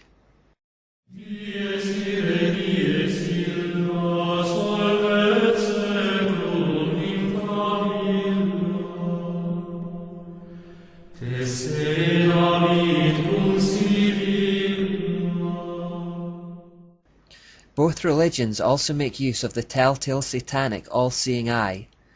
This is a typical example from an Islamic taxicab where they are used as a charm to ward off evil and for protection. You will also unsurprisingly find this symbol in Catholicism. This is one example found on the confessional at the Cathedral Milano in Italy. To the ancient Egyptians, the right eye represented the sun and the left eye represented the moon. That is why in Egyptian forms of the eye it is surrounded by makeup that normally identifies it as the right eye, the eye of the sun god, Osiris or Horus to them. In this example, note the sun rays representing the supposed illumination that comes from the eye. One of the great ancient Egyptian temples was the Luxor temple. Helena Blavatsky, an important occult figure that we'll look at later, said that within such temples, obscene acts of homosexuality were conducted as a form of worship to Set. Now the remains of the Luxor temple still stand to this day, and within it you will find a multitude of phallic symbols that echo its original purpose. At the entrance you will of course find the Asherah pole or obelisk. What is perhaps a little more surprising is that built into the Luxor temple is a mosque. Some Catholics plainly see the similarities with Islam and are looking for a shared future based on the truth that they have the same origin. Vatican insider Dr. David Malachi Martin said that on the basis of a personal message from Mary to Pope John Paul II, he believed that there will come a day when the heart of Islam, already attuned to the figures of Christ and Christ's mother Mary, will receive the illumination it needs, a second Fatima, in which they will recognize him as God's true vicar on earth. Then with fellow travellers like the Church of England, the Episcopal Church, and others of like mind, the Pope could be worshipped as the infallible Holy Father by over 1/2 of the world's population. This idea of ecumenism or unity between religions is gaining a lot of momentum in the world today, and behind it is the fact that Satan wants to reverse the scattering of Babylon and bring the whole world together again under his mystery religion. Given that the false religions of the world share the same root, they all have commonalities which are to be highlighted to achieve this end. The idea is to bring the world under the headship of the Pope because he is the earthly head of the mysteries. Because of Muhammad's Catholic influence, Muslims already believe in Mary's Immaculate Conception and virgin birth. So high is their view of Mary that the Quran concludes she must be a goddess in Christianity. It therefore teaches that Christians believe in the Father, the Mother, and the Son. This is an error that comes by observing Catholicism's overemphasis on Mary as a deity. In fact, Father, Mother, and Son is the Babylonian Trinity. The Christian Trinity is Father, Son, and Spirit. The Islamic system of salvation is one of justification by works, which is the same as Catholicism and all false religion, in fact. The Quran teaches that on the Day of Judgment, good and bad works will be weighed up in a balance to decide whether or not someone goes to heaven or hell. This is just like the scales of Anubis or St. Michael in Rome. In Islamic states there is no division between religion and politics. This merger of secular and sacred is similar to the Church of Rome, where the sovereign pontiff is both head of the religion and a reigning monarch. A final similarity with the Church of Rome is persecution, firstly of Jews and secondly of Christians. This is an indicator of Satan's presence. The Jews were granted full citizenship of Rome in 212 AD. However, when the empire became Catholicized under Constantine 100 years later, this toleration of Jews declined and persecution began. This was the start of a long history of terrible persecution of Jews by the Church of Rome. Likewise, we have already seen how Muhammad developed a hatred of the Jews and took to attacking and massacring them. In conclusion, we should be careful not to bow to the pressure of the politically correct lobby and blaspheme the name of God by placing him on a level with Allah, or to even suggest that they are one and the same under different names. Allah is Baal. We should also be clear in refusing to compromise with Catholicism and its Babylonian ways.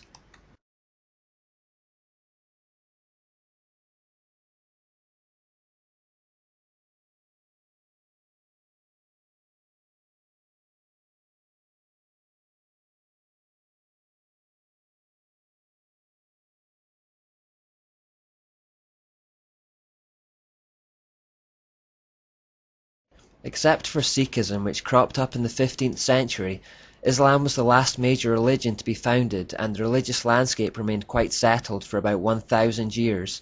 There was Hinduism, which primarily dominated India, various forms of Buddhism in the Far East, Islam in the Middle East, and Catholicism in Europe. To keep us focused and on track, we're not going to examine the other world religions in any detail at the moment, but you will find if you explore them that the same themes keep coming up. For example, in Buddhism and Taoism, you'll find a concept called yin and yang, which represents the joining of the light male and dark female principles, and the concept of a life force that balances the two. You'll find that bulls are sacred in Hinduism, stemming from the ancient idea that Nimrod was represented by a bull. You'll find sex cults, fertility goddesses, sun worship, serpents of knowledge, and ideas that we can attain godhood through our own efforts. It's repackaged and expressed differently across the world, and given different names, but the basic themes and symbols are all there in some form or another. It's all coming from ancient Babylon. It's probably worth noting that Eastern forms of the mysteries are actually becoming very popular in our culture right now, and are ensnaring even Christians. Although the filtering of Eastern paganism into Britain could be traced at least as far back as the East Indian Trading Company in the 17th and 18th centuries, the real explosion came when the Beatles went to India in the 1960s, and suddenly Eastern mysticism became extremely fashionable. Over the past 50+ years, its popularity has been steadily growing in the West. Today, for example, we have yoga, Reiki, Zen Buddhism, acupuncture, martial arts, meditation, and feng shui, to name just a few of the occult philosophies that grew out of Babylonian mysteries in the East, and which have now been transported to us in the West. Because our culture is now so saturated with it, many Christians don't recognize when they're involved with something that has a satanic origin. For that reason, I have provided an occult checklist in the notes section of the Fuel Project Facebook page. If you are involved in anything listed there, I would strongly suggest you repent and renounce your involvement. For now, however, we're going to stay in Europe and continue our journey through time there. After the Roman Empire collapsed in the 5th century AD at the hands of Germanic barbarians, Europe entered the Dark Ages. The Catholic Church stepped into the power vacuum that had been created by the collapse of the Roman Empire, and it quickly became the most powerful spiritual and political entity in the world. In the 8th century AD, a forged document was created called the Donation of Constantine. It stated that Constantine had bequeathed the Roman Empire to the Catholic popes, and although it was found to be fraudulent in the 15th century, by then its work had already been accomplished. Legal authority over the kings of Europe was already in the hands of the Pope and the Catholic Church. It took a while to secure the new system in Europe, though. In the 7th century, the Pope went looking for a protector to defend Catholic territories. Pepin, the leader of the Franks, was chosen, and he was bribed with a promise that if he cooperated in this mission, his place in heaven would be secured. Battles ensued for a while, but it wasn't until Charlemagne, Pepin's son, that the Pope's security was truly assured. Charlemagne was then crowned in Rome on the 25th of December 800 AD as the first emperor of the Holy Roman Empire. The Holy Roman Empire was seen to be a continuation of the old collapsed Imperial Roman Empire. This move shrewdly promoted popes to kingmakers, who claimed their authority to do so because of the forged Donation of Constantine and because of their connection to God. Later, the Catholic historian Tertullian wrote of that transaction that "Our God no longer reigns, he has resigned all power over to the Pope." At the command of the Pope, Charlemagne went forth on many campaigns of conquest throughout Europe. All conquered lands and people came under the authority of the Catholic Church, and Europe was united under their reign. Consequently, Charlemagne is now considered the father of Europe. The Catholic rule, however, although unified, was a dark, dark period in history. Anyone who did not willingly submit to the authority of the Church was persecuted and killed for heresy. European citizens were taxed heavily and were expected to spend their lives in the service of the Church. With worldly power, corruption kept growing. Pope Leo X began the process of selling indulgences as a way to extort money from the people. This means that he offered forgiveness of sins for a fairly small amount of money. For a little bit more money, you would not only be forgiven of a sin, but you would be allowed to carry on indulging in it. hence the name selling of indulgences. Also, through the invention of purgatory, you can now purchase the salvation of your loved ones' souls in the Catholic system. The Church taught the ignorant masses, as soon as the coin in the coffer rings, the troubled soul from purgatory springs. Pope Leo X showed his true feelings when he said, "The fable of Christ has been quite profitable to us." As a result of such corrupt behavior, the Church became exceedingly rich. They played on fear to control and dominate, and increased their wealth in the process. Before long, the Church dominated the political and cultural landscape. It was the most powerful institution in the world, and the Pope the most powerful man. The Pope became the real spiritual authority behind the rulers of the world, and he used religious persuasion to control nations for his own purposes. If kings acted against the wishes of the Vatican, the Pope could excommunicate them from the Church, and therefore effectively sentence them to eternity in hell. This fear was enough to keep the kings of Europe in line with the Church's wishes. Once more we see that religious authority secures temporal authority. The Church also recognized a key principle to maintaining power: control knowledge. Knowledge really is power, and so with this in mind, it endeavored to block all independent learning and scientific progress. In this way, the people would be forced to depend on the Church's hierarchy for information, and the dependency would consolidate the Church's power. This is primarily why the era has become known as the Dark Ages. In 500 AD, for example, the Bible was available in 500 languages. By 600 AD, the Catholic Church had restricted it to just one language, and that was Latin. Latin was already a dead language by this time, understood only by priests. In this respect, people became utterly reliant on the Catholic Church for information and knowledge about God. If the Catholic Church said something, people had no choice but to believe it and to act accordingly, because they had no direct access to the Bible themselves. By keeping the population in ignorance and dependent on their instructions, the Church hierarchy could play them like puppets. This deliberate construction of a knowledge-based hierarchy is an occult trait. As Martha Acklesberg said, "Hierarchies make some people dependent on others, blame the dependent for their dependency, and then use that dependency as a justification for further exercise of authority." Throughout the Dark Ages, the corruption kept growing. Mary became more and more prominent, as did praying to and devoting yourself to saints, the idea of sacraments, mandatory celibacy, monasticism, and the idea that the Pope was nothing less than infallible and God on earth. The Holy Roman Empire became a cesspool of depravity and corruption, like the Imperial Roman Empire had been.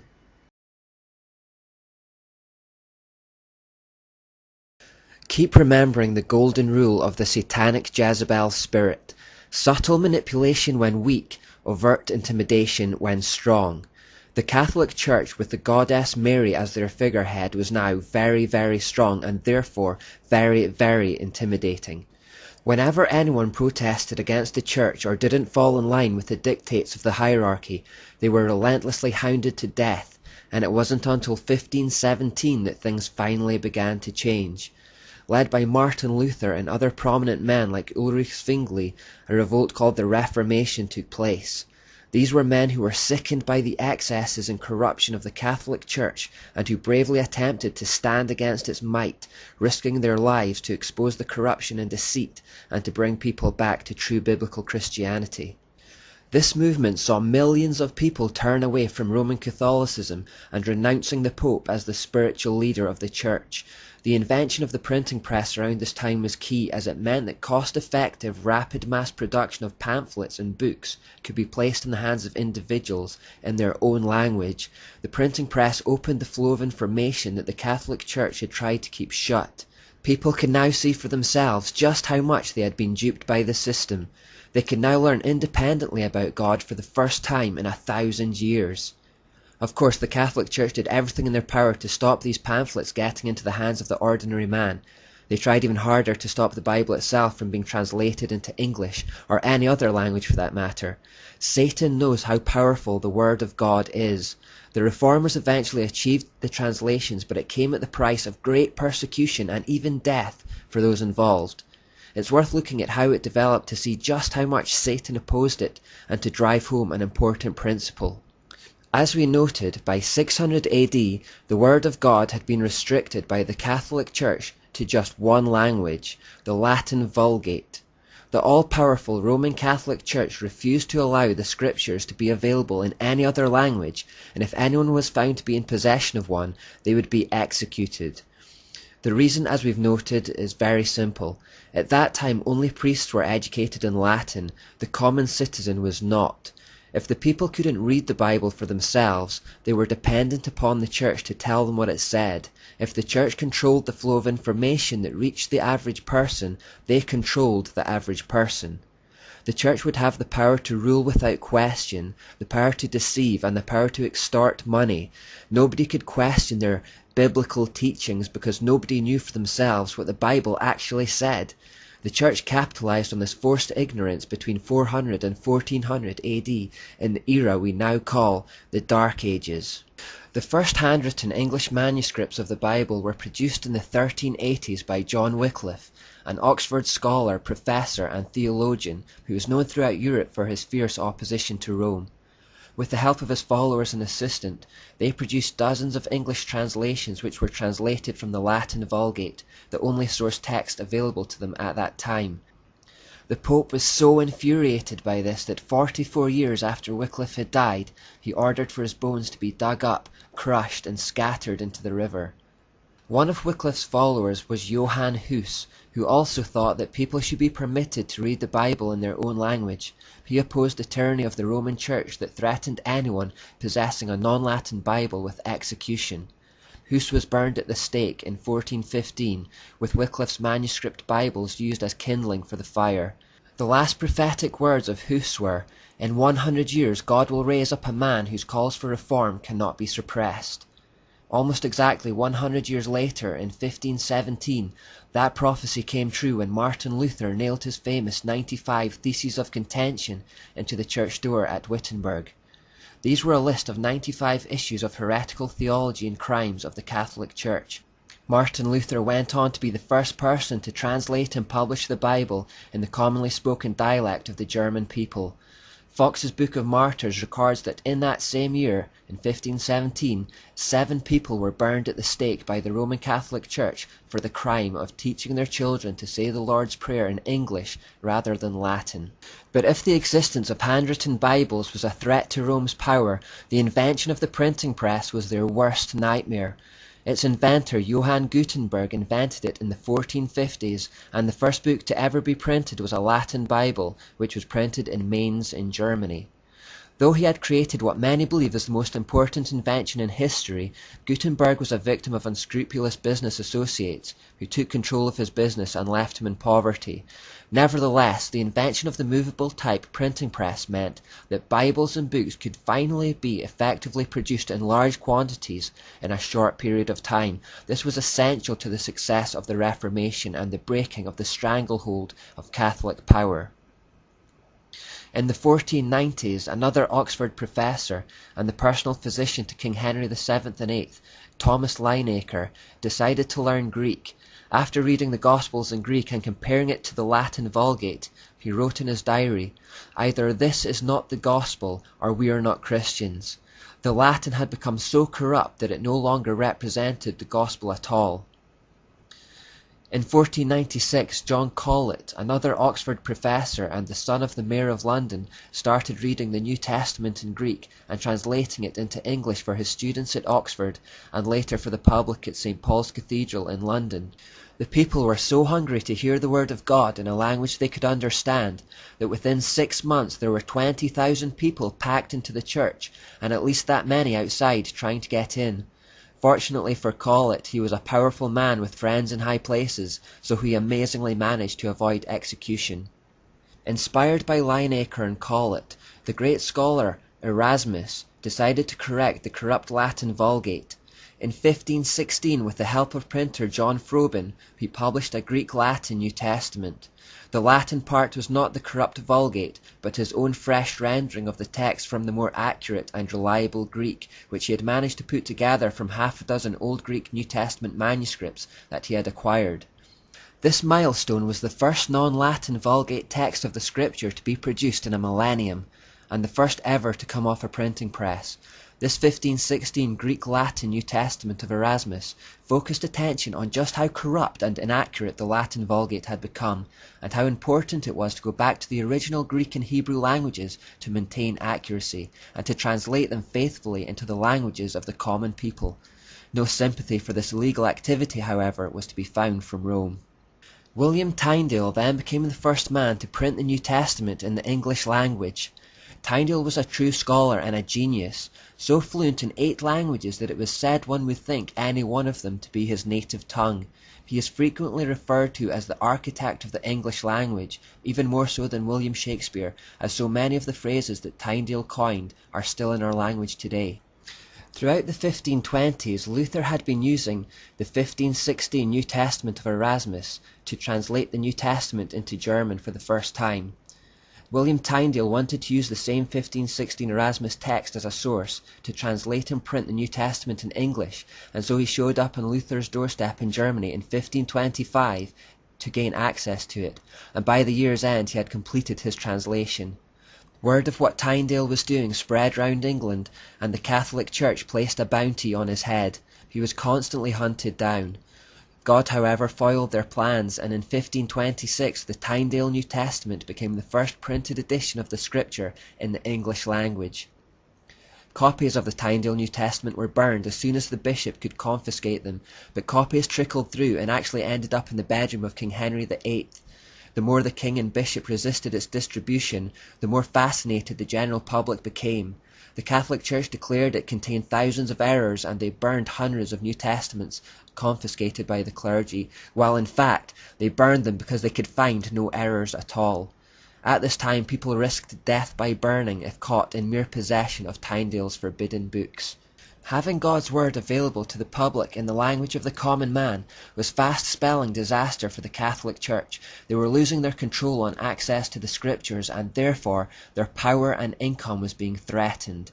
They could not possibly continue to get away with selling indulgences or selling the release of loved ones from a church-manufactured purgatory. They were on the verge of being exposed as frauds and thieves. Salvation through faith, not works or financial donations, would be understood. The need for priests would vanish through the priesthood of all believers. The veneration of saints and Mary would be called into question. The availability of the Scriptures in English was the biggest threat imaginable to the Church. Tyndale's courage inspired others during the 11 years that he was hunted. Books and Bibles flowed into England in bales of cotton and sacks of flour. Ironically, Tyndale's biggest customer was the king's men, who would buy up every copy available to burn them. Tyndale simply used their money to print even more. In the end, Tyndale was caught after being betrayed by a friend. He was incarcerated for 500 days before he was strangled and burned at the stake in 1536. Tyndale's last words were, "O Lord, open the King of England's eyes." This prayer was answered just 3 years later in 1539, when King Henry VIII finally allowed and even funded the printing of an English Bible known as the Great Bible. 2 of the men that had been inspired by Tyndale were Miles Coverdale and John Thomas Matthew Rogers. Tyndale had only translated the New Testament, but Coverdale took it upon himself to translate the Old. He teamed it with Tyndale's New Testament, and on October the 4th, 1535, the first complete English Bible came off the press. His associate John Rogers went on to print the second complete English Bible just 2 years later in 1537. It was the first English Bible translated from the original biblical languages of Hebrew and Greek. He printed it under the pseudonym Thomas Matthew, which was in tribute to Tyndale, who himself had used that name while on the run. Even though King Henry VIII legalized the Bible in 1539, it wasn't because he had a religious awakening. Henry had approached the Pope to ask for permission to divorce his wife and marry his mistress instead. When the Pope refused to give him that permission, Henry renounced Catholicism, divorced his wife anyway, and took the Church out from under Rome's control. Instead, he made himself the head of the Church in England. This new religion, neither Roman Catholic nor truly Protestant, became known as the Anglican Church or the Church of England. King Henry now essentially acted as its Pope. Knowing that allowing the translation of the Scriptures into English would rile the Pope, Henry made it his first act to do just that. He funded the first legal English Bible just for spite. The monarchs of England have been the head of the Church of England ever since. The ebb and flow of freedom continued through the 1540s and into the 1550s. After King Henry VIII, King Edward VI took the throne, and after him came Queen Bloody Mary, who was a Catholic possessed in a quest to return England to the Roman Church. Under her reign in 1555, John Thomas Matthew Rogers was burned at the stake. Mary went on to do the same to hundreds of reformers for the crime of being a Protestant. Christians were forced to flee the country during this era known as the Marian Exile. They left with little hope of ever being able to return to England again. Many of these refugees ended up at the sympathetic church at Geneva, Switzerland, which became a safe haven for desperate people at this time. Led by Miles Coverdale and John Fox, as well as Thomas Sampson, William Whittington, John Calvin and John Knox, the reformer of the Scottish Church, the Church of Geneva determined to produce a Bible that would educate their families while they continued in exile. The result of their efforts was a new complete Bible printed in 1560, which became known as the Geneva Bible. When Queen Mary's bloody reign ended, the reformers could return to England. The Anglican Church, now under Queen Elizabeth I, reluctantly tolerated the printing and distribution of the Geneva Bibles in England. The marginal notes, which were fiercely against the institutional Church of England, did not, however, rest well with the rulers of the day. By the 1580s, the Roman Catholic Church saw that it had lost the battle to suppress the Word of God. In 1582, the Church of Rome surrendered their fight for Latin only and decided that if the Bible was to be available in English, they would at least have an official Roman Catholic English version. And so, using the corrupt Latin Vulgate as their only source text, they went on to publish an English Bible with all the distortions and corruptions that Erasmus had revealed and warned of 75 years earlier. This is known as the Douay-Rheims version. In 1589, Dr. William Fulke of Cambridge published the Fulke's Refutation, in which he highlighted the distortion of the Roman Church's corrupt version. After Queen Elizabeth I, King James VI of Scotland became King James I of England. The Anglican clergy approached the new king in 1604 and announced their desire for a translation to end all translations. What resulted was the combined effort of over 50 scholars who took into consideration the Tyndale New Testament, the Coverdale Bible, the Matthews Bible, the Great Bible, the Geneva Bible, and even the Rheims New Testament. 7 years later, in 1611, these first King James Bibles came off the printing press, and one was chained to every pulpit in England. A year later, printing began on smaller versions, so that individuals could have a personal copy for themselves. The Anglican Church's King James Bible took decades to overcome the Geneva Bible as the most popular translation in England. It's something of an irony that many Protestant Christian churches today hold so tightly to the King James Bible as the only legitimate English language translation, even though it wasn't strictly a Protestant translation. It was printed to compete with the Geneva Bible by authorities who, throughout most of history, were hostile to Protestants and killed them. Even after England broke from Roman Catholicism in the 1500s, the Church of England continued to persecute Protestants throughout the 1600s. One famous example of this is John Bunyan, who wrote Pilgrim's Progress while in prison for the crime of preaching the gospel. It was persecution of Christians by the Church of England throughout the 1600s that led to many Englishmen fleeing across the Atlantic to start with new religious freedom in America. I highlight the fact that the Church of England is so close to the Catholic system, with the monarch of England replacing the Pope, because in our time we have seen, and I believe will continue to see, an increasing friendliness between the two and a rejoining of the two systems. In 2010, the Pope visited Britain for the first time in 28 years and was given the hospitality of the Church of England for the first time in history. We'll probably see more of that kind of thing in times to come. I also point it out for the sake of my fellow Scots, as this issue is a part of our spiritual heritage. Although England never had a true Reformation and only left Catholicism because of Henry VIII's divorce, Scotland, led by John Knox, did have a true Reformation and were filled with an incredible zeal for God. The Scots believed that there should be no figurehead or human king to rule over the church because their only king was Jesus and he alone was the head of the church. Therefore, when King James VI's son, Charles I, came to Scotland in an attempt to impose his headship, and the Anglican system on Scots. They rejected it and instead created a document called the National Covenant. This covenant was between the Scottish people and God, and declared that they would be wholly devoted to him alone. In response to this, Charles tried to invade Scotland twice to impose Anglicanism by force, but was soundly beaten each time. The Scots were determined to retain their religious freedom. The Covenanters often had to meet in secret to avoid persecution during this time, and hundreds were killed, mostly by hanging, although many were shot during raids on prayer meetings. The last of the Covenanter martyrs was James Renwick, who was hanged on the 17th of February 1688 in Grassmarket Square, Edinburgh. His head and hands were then severed and placed over the gates of the city. The Men of Covenant by Reverend Alexander Smellie describes him like this: "It was the 17th of February 1688 when James Renwick was martyred. Before the year was out, the Stuarts were in exile and persecutions was closed. He died as the herald of a more gracious day. He was of old Knox's principles," his adversaries said when they noted his unassailable steadfastness, "but we may take our farewell of him in words which were written by one who loved him dearly. When I speak of him as a man, none more comely in features, none more prudent, none more heroic in spirit, yet none more meek, more humane than condescending. He learned the truth and counted the cost, and so sealed it with his blood."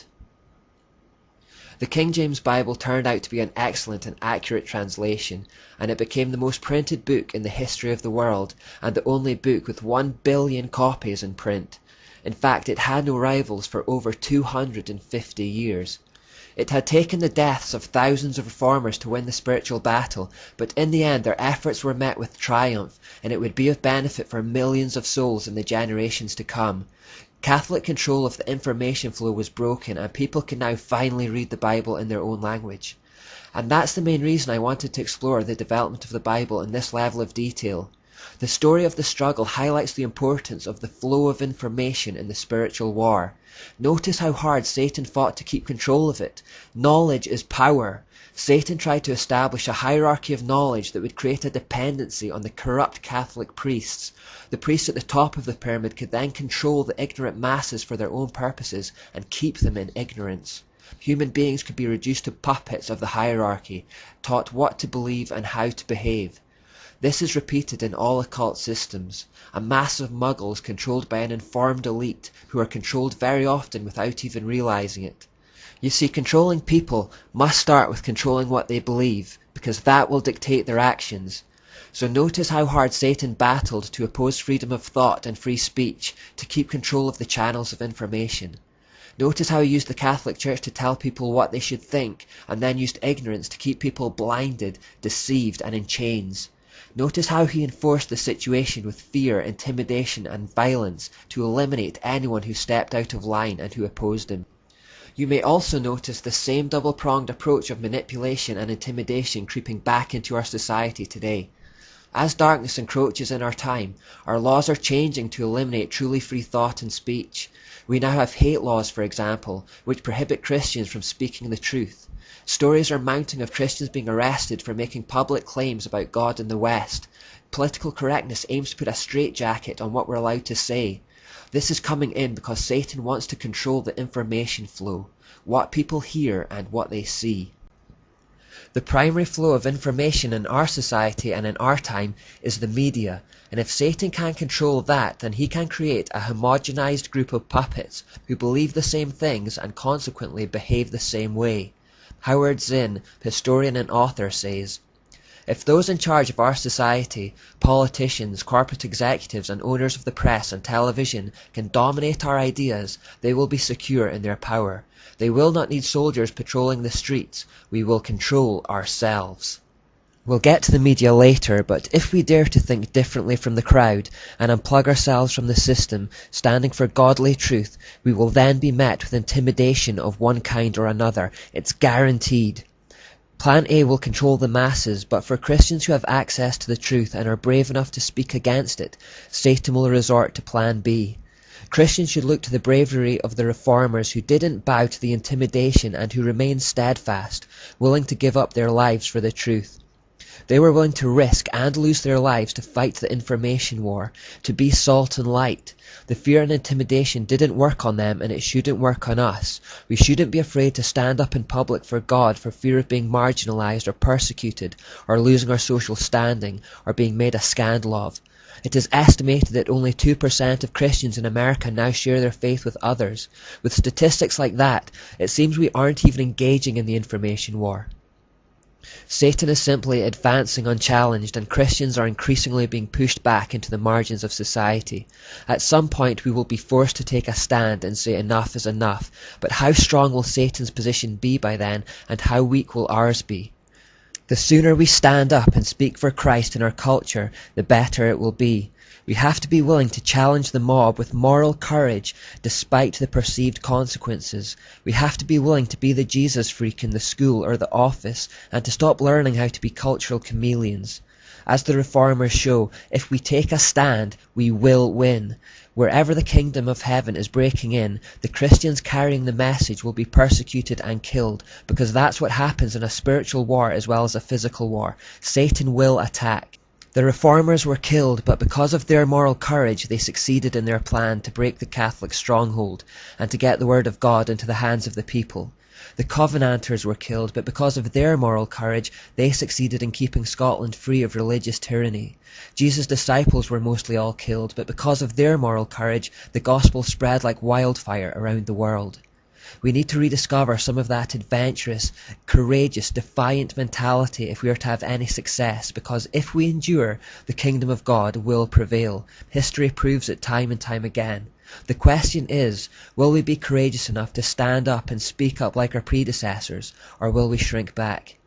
In Revelation 21:8, the first to be thrown into the lake of fire are the cowardly.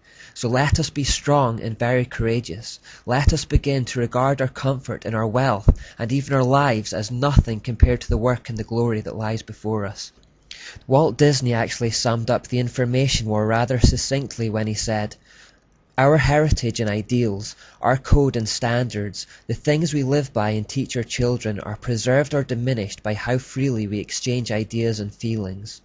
The last command of our Lord Jesus before he ascended to heaven was the Great Commission to go out into the whole world spreading the gospel, healing the sick and casting out demons. In other words, getting on the front foot to fight the information war with the sword of truth, that is the word of God.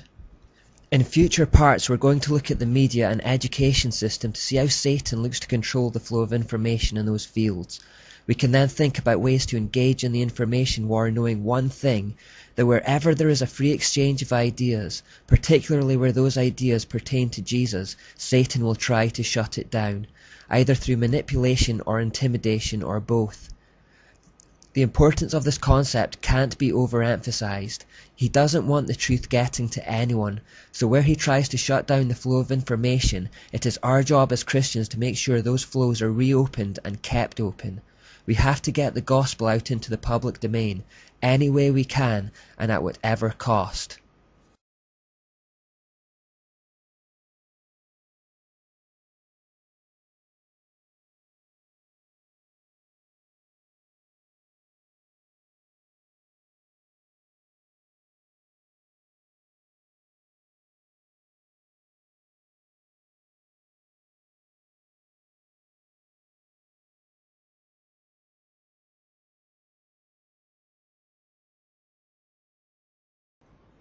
When the Reformation threatened the power of the Catholic Church and drew millions of people away from its clutches, Satan established a counter-Reformation designed to nullify the threat and reassert its position of dominance.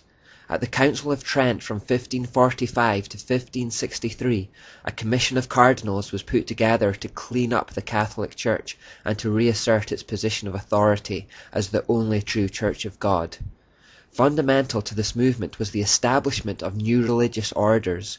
The most famous order to be created at this time, and the one that has gone on to become the largest in the world, was the Society of Jesus, or as they are more commonly known, the Jesuits. They would become one of the most infamous organizations in history. It's important we explore the Jesuits because it gives us deep insight into the mind and tactics of our enemy, but for that same reason I want to preface it with a warning that the next few parts will be dealing with some very twisted and evil themes. The founder of the Jesuits was a man called Don Inigo Lopez, who was born into an extremely wealthy family in the Basque region of Spain in 1491. He later changed his name to Ignatius Loyola. As a young man, Loyola was said by police records to be proud, violent, vindictive, and dangerous. His great life's ambition was to become a powerful military commander, which was going well until one particular battle where a cannonball broke one of his legs and heavily wounded the other. This event effectively ended his military ambitions. He was removed from the field of battle, underwent numerous painful surgical operations, and spent a long time in recovery. During this period, Loyola had a nervous breakdown as he struggled to come to terms with the end of his army career and the end of his life's ambition. In this fragile mental state, as he lay there with little else to occupy his mind, he began reading a number of fanciful religious texts about the works of the Catholic saints. Particularly inspired by the life of St. Francis of Assisi, he set out to emulate his deeds and those of others like him. He began to envision Jesus as a type of great military commander, and thought that although his physical army career was over, he could instead become a kind of general in Jesus' army instead, the goal of which would be to capture the world. Now as a cripple, he made his way across Spain to the mountains of Montserrat, where there was a Benedictine monastery. Within this monastery was a sacred goddess idol called the Black Virgin of Montserrat, which he stood before in vigil for 3 days. There he committed himself and his work to her. By doing so, he committed himself to the demonic goddess Asherah. From here, he decided that he would go to Jerusalem and conquer the Muslim world for Catholicism. His ambitions were halted, however, as Barcelona had the plague, and he was forced to stay in the small town of Manresa for 10 months instead. For those 10 months, he lived in a cave, torturing himself physically and mentally, until he began to have dreams and visions. Through these hallucinations, he claimed that the secret doctrine of the Catholic Church was taught to him by a form in the air near him, and this form gave him much consolation because it was exceedingly beautiful. It somehow seemed to have the shape of a serpent and had many things that shone like eyes, but were not eyes. He received much delight and consolation from gazing upon this object, but when the object vanished, he became disconsolate. Here we see the telltale signs of a demonic cave revelation, exactly like that which Muhammad experienced. More explicitly than Muhammad's encounter, the being came in the form of a serpent rather than an angel of light. Similar to Muhammad, Loyola found himself prone to depression after contact. After the 10-month period in the cave, Loyola proceeded to Jerusalem, where he approached the Franciscan monks. They told him to go home as they did not want any political trouble. It was upon his return to Spain that he started formal training by studying theology at various universities. At this time he, along with a small band of companions, also started making disciples of others. While Loyola preached, it was noted that some of his female followers became so hysterically zealous that one fell senseless, another sometimes rolled about on the ground, another had been seen in the grip of convulsions or shuddering and sweating in anguish. Clearly demonic activity was at work following his cave experience and commitment to the demonic Asherah idol, and for the rest of his life he was known for having mystic powers. In the coming years he would be thrown into jail twice under the suspicion that he was a member of the Alumbrado, or as we know them, the Illuminati, and we'll discover more about them later. The description of people falling senseless and going into convulsions may remind you of scenes from Christian churches in recent times. To deal with that, I want to refer you to a 3-part series called Kundalini Warning, which I'll provide links for below. Please watch all the way to the end for a balanced opinion. By 1534, Ignatius Loyola had 6 key companions, all of whom he had met at university, and they formed the initial military brotherhood of the Society of Jesus. On the morning of 15th of August 1534, they met in the crypt of the Church of Our Lady of the Martyrs at Montmartre, and took solemn vows committing themselves to their lifelong work. As a man with an army background, Loyola created his order with the principles and disciplines that he had been used to as a soldier. The leader demanded the unquestioning obedience from his inferiors. Loyola was made the first superior general of the order, and they began the work of opposing the Reformation and re-establishing the dominance of the Catholic Church in Europe and around the world. They made their way to Rome where, in time, their society was accepted by the Pope, who at that time was Paul III. Paul III had seen the need of such a military order to repel the progress that the Protestant Reformation was making, as the Catholic Church seemed powerless by its own means. The Pope invested in them the authority to excommunicate all who would hinder or who do not aid the society, to confer orders, preach and administer the sacraments, to change their general, to absolve heretics as well as imprison the excommunicate, to exercise episcopal functions, to confirm, exercise, dispense, etc., to disguise themselves, to carry movable altars, give plenary indulgences, to live exempt, free from secular powers, taxes, as well as jurisdiction, authority, sentence, and command of any other ordinary delegate, judge, magistrate, from any search. In other words, the Jesuits were given authority from the Catholic Church to operate above the law and to employ any means necessary to do their work. With this remit, in time, the Jesuits became the most prominent and powerful of Catholic weapons against the Reformation. Key to Ignatius Loyola's order were something called the spiritual exercises. These were based on the experiences and secret teachings he had received whilst in the cave at Manresa. He basically made a template of what he had done in the cave to summon the serpent with the secret knowledge, and then passed it on to his followers. These spiritual exercises formed the foundation of his entire movement. All Jesuits would have to go through them in order to bring themselves to the same kind of mind as Loyola had himself after 10 months in the cave. They involved systematic meditation, prayer, contemplation, visualization and illumination, and would lead to a trance-like state of ecstasy. By following these rituals, he and his followers were even seen to levitate off the floor. The spiritual exercises initiation would take 30 days, and initiates were brought through them by a supervisor or director. For the entirety of that period they were told what to think, how to feel, when to groan, what to sigh, what to imagine, and they were to cut off all normal human emotion throughout those experiences. By the end of the 30 days the initiate was to have his mind broken like that of a horse, so that he was now ready to be utterly obedient in all things. An observer of the Jesuits wrote, "Not only visions were prearranged, but also sights, inhalings, breathing was noted down, the pauses and intervals of silence were written down like a music sheet, which meant that the man, being inspired or not, became a machine who had to sigh, sob, groan, cry, shout, or catch his breath at the exact moment and in the order which experience showed to be the most profitable." Using this method, Loyola needed only 30 days to break someone's will and reasoning. The Jesuit initiates, once brainwashed or programmed by the spiritual exercises and further training, were to become as puppets to their superiors. Their constitution states that the Jesuit must give instant compliance to those above them in the hierarchy, completely sacrificing their own will in the process. They were to be directed under divine providence by their superiors, just as if they were a corpse, which allows itself to be moved and handled in any way. Their constitution justifies this absolute and unquestioning obedience by claiming the general of the Jesuits is in the place of Jesus Christ. Like the Pope, the general has invested in himself spiritual authority for worldly power and control.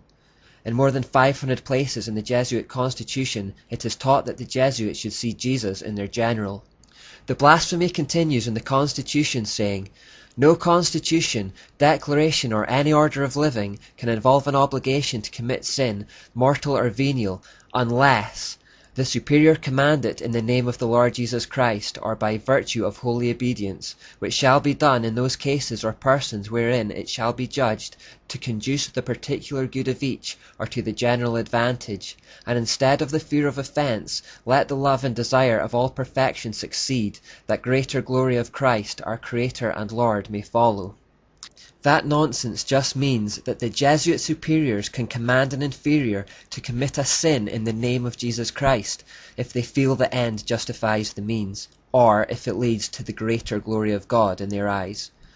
Loyola even said, "I will believe that the white that I see is black if the hierarchical church so defines it."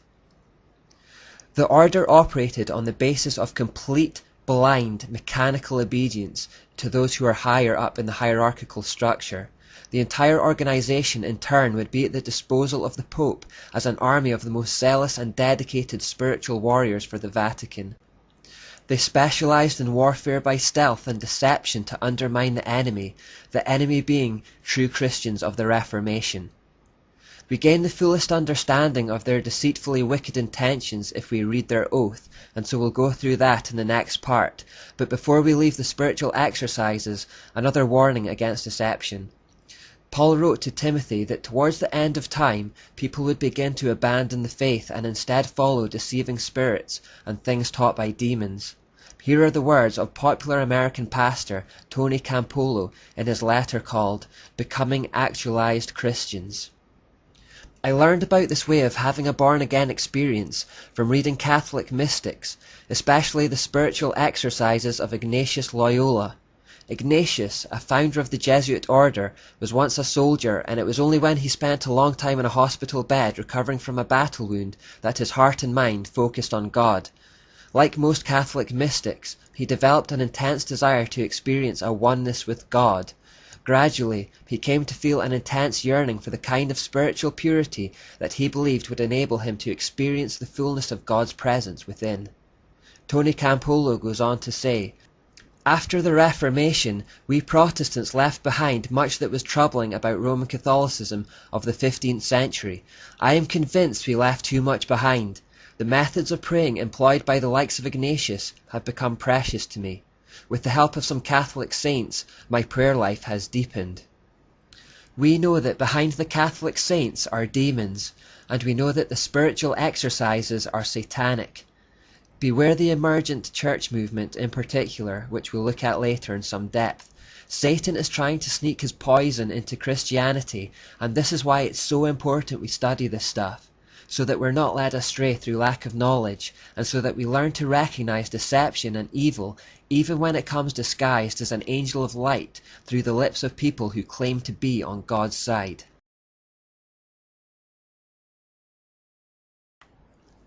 We're now going to read the Jesuit oath to gain an insight into exactly how they went about trying to destroy the work of the Reformation.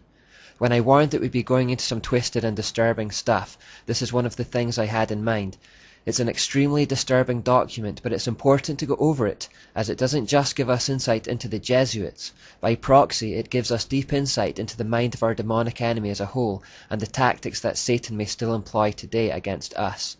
Remember, he has no new tricks. Incidentally, I'll post a copy of this in the notes section of the Fuel Project Facebook page if you want to read it again. My son, you have been taught to act the dissembler, amongst the Roman Catholics to be a Roman Catholic, and to be a spy even among your own brethren, to believe no man, to trust no man, among the Reformers to be a Reformer, among the Huguenots to be a Huguenot, among the Calvinists to be a Calvinist, among the Protestants generally to be a Protestant, and obtaining their confidence to seek even to speak from their pulpits, and to denounce with all vehemence in your nature our holy religion and the Pope, and even to descend so low as to become a Jew amongst the Jews, that you might be enabled to gather together all information for the benefit of your order as a faithful soldier of the Pope. You have been taught to insidiously plant the seeds of jealousy and hatred between states that were at peace, and incite them to deeds of blood involving them in war with each other, and to create revolutions and civil wars in communities, provinces and countries that were independent and prosperous, cultivating the arts and the sciences, and enjoying the blessings of peace. To take sides with the combatants, and to act secretly in concert with your brother Jesuit, who might be engaged on the other side, but openly opposed to that which you might be connected, only that the Church might be the gainer in the end, in the conditions fixed in the treaties for peace, and that in the end justifies the means. You have been taught your duties as a spy to gather all statistics, facts and information in your power from every source, to ingratiate yourself into the confidence of the family circle of Protestants and heretics of every class and character, as well as that of the merchant, the banker, the lawyer, amongst the schools and universities, in parliament and legislatures, and in the judiciaries and councils of state, and to be all things to all men for the Pope's sake, whose servants we are unto death. You have received all your instructions heretofore as a novice, a neophyte, and have served as a coadjutor, confessor, and priest, but you have not yet been invested with all that is necessary to command in the army of Loyola in the service of the Pope. You must serve the proper time as the instrument and executioner as directed by your superiors, for none can command here who has not consecrated his labours with the blood of the heretic, for without the shedding of blood no man can be saved. Therefore, to fit yourself for your work and make your own salvation sure, you will, in addition to your former oath of obedience to your order and allegiance to the Pope, repeat after me. I promise that, and declare that I will, when opportunity presents, make and wage relentless war, secretly or openly, against all Protestants and Liberals as I am directed to do, to extirpate and exterminate them from the face of the whole earth, and that I will spare neither age, sex, or condition, and that I will hang, burn, waste, boil, flay, strangle, and bury alive these infamous heretics, rip up the stomachs and wombs of their women, and crush their infants' heads against the walls, in order to annihilate for ever their execrable race. That when the same cannot be done openly, I will secretly use the poisoned cup, the strangulating cord, the steel of the poniard, or the leaden bullet, regardless of the honour, rank, dignity, or authority of the person or persons, whatever may be their condition in life, either public or private, as I at any time may be directed to do so by any agent of the Pope or superior of the Brotherhood of the Holy Faith, the Society of Jesus. By reading these words we gain a full appreciation of their shocking tactics, which can be summed up like this. Their intention was to become part of the faith, system, culture, or group that they intended to destroy. Then from within they would sow seeds of hate and division.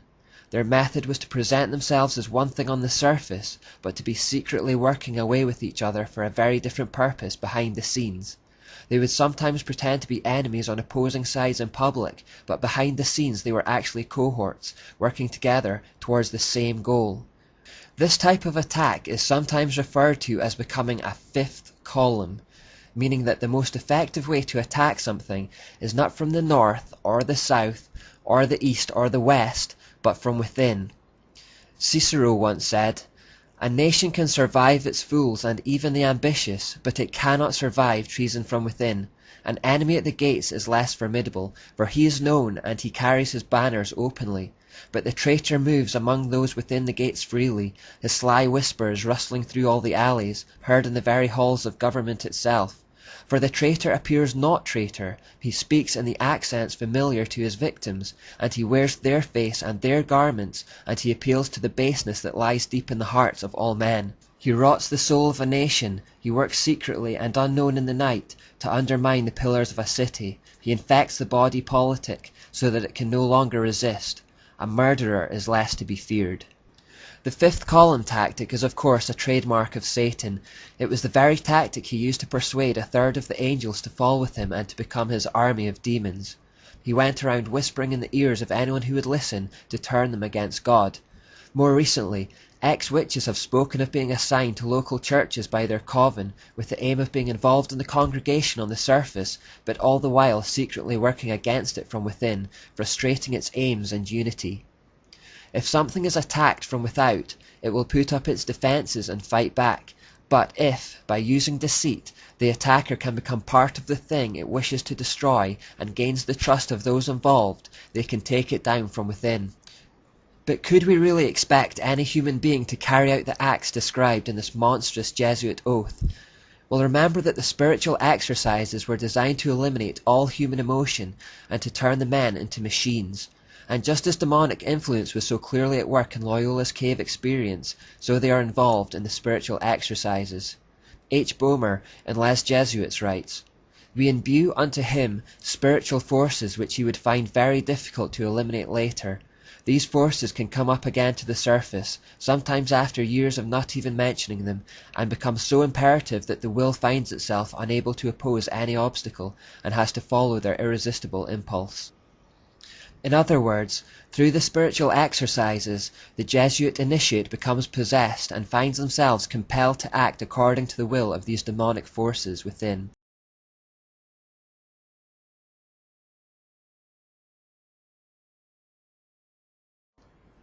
Because Jesuit actions are centered on blind obedience to their superiors, they are told that they will never be held accountable for anything they do, not even by God. They are absolved of all personal responsibility as they become mere puppets for those that are higher up in the hierarchy. A professor told a student who was studying under him to become a Catholic priest, "You will never have to give an account to God for actions you do by the order of your legitimate superiors. If they were to deceive you, being themselves deceived, they alone would be responsible for the error you have committed. Your sin would be imputed to you as long as you follow the golden rule that is a base for all Christian philosophy and perfection, humility and obedience." See how deceitful this is. The superiors are basically saying, you'll never have to give an account of your actions to God, don't worry about it. This allows them to perpetrate any act in the belief that they are beyond judgment. If their superior tells them to carry out a murder, they think that if they obey, then God will not hold them accountable and will instead blame the superior. This is one method the hierarchy uses to overcome or bypass the conscience of an individual. When you combine this with the spiritual exercises that have taught them to suppress human emotion and imbued them with demons, you can see how they would become capable of some extreme acts of violence, and anything else for that matter. A second vital principle for Jesuits can be summed up in the phrase, "the end justifies the means." Remember this one, it's very important. Before this maxim, the ideas of absolute right and wrong completely vanish. Conceivably, there is no crime or atrocity that is not allowed as long as it is for the greater glory of God. In fact, the sins that achieve the right result become holy in the eyes of the Jesuit, no matter how disgusting. You can lie, cheat, steal, rape or murder, but if the ends are the right ones in their eyes, then the means are justified. This exact concept also exists in Islam, where lying, deception, murder and other atrocities become acceptable if it furthers the cause of Allah on the earth. A third twisted principle of the Jesuits is probabilism. If a Jesuit has in mind to do something but knows it is very probably illegal, if he can find the merest hint that it may not be, he is allowed to continue with his action. For example, if he consults 100 teachers or doctors about his intended action and 99 say that it would be unlawful, but then one tells him that it may not be, he can act on that 1% probability that it is in fact lawful. In fact, if the Jesuit can imagine any reason in his own mind why his action may not be unlawful, however unlikely, this frees him to do it. It's a form of self-deception, lying to yourself to try to keep the conscience clear. Fourthly, there is the idea of directing the intention. This is the idea that if the person meditates on something holy while they perpetrate something evil, the soul contracts no guilt or stain. Therefore the Jesuit can kill someone or lie or cheat or steal, but as long as he is focusing on something holy at the time in his mind, their soul remains white as snow. Again, such is the depth of deceit within the Jesuit system that they deceive even themselves. Fifthly and finally, there is the doctrine of equivocation or mental reservation. This policy allows the Jesuits to follow a secret policy while stating something completely different to the outside world. This is directly from the mysteries where secret doctrines and purposes were hidden under double meanings and secret symbols that seem quite innocent to the uninitiated. A Jesuit quoted, "It is permitted to use ambiguous terms, leading people to understand them in a different sense from that in which we understand them. A man may swear that he never did something, though he actually did, meaning within himself that he did not do so on such a day, or before he was born, or under any circumstances, while the words he employs may have no such sense as would discover his meaning." He goes on to say, "It is the intention that determines the quality of the action, and one may avoid falsehood if, after saying or denying something aloud, then add something under his breath that, if true, would make his statement the truth." So take this example. A Jesuit murders a man on a Thursday, and the police take him in for questioning and ask him if he murdered the man in question. The Jesuit replies, "I did not murder him," which is obviously a lie because he did, but then under his breath or mentally he adds the words, "on Friday." These inaudible words that he whispered to himself after the initial lie have now made the statement true. By doing this, Jesuits can permit perjury and, in their own eyes, remain blameless. The Jesuits expanded quickly around Europe.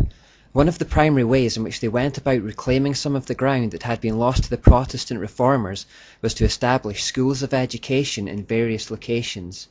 They went for control of the information flows, imagining, quite rightly, that by controlling education they could control knowledge and therefore control the worldviews and mindsets of coming generations.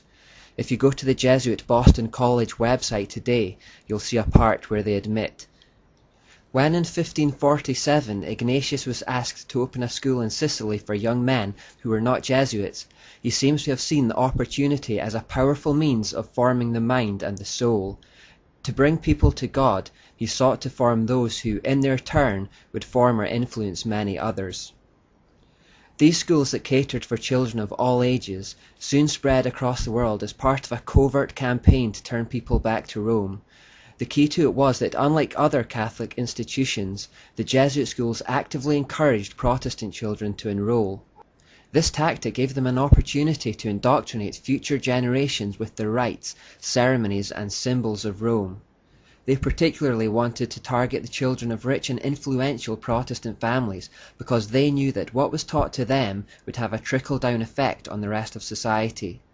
Like Jezebel herself, the Jezebel spirit goes for the powerful man who will influence others.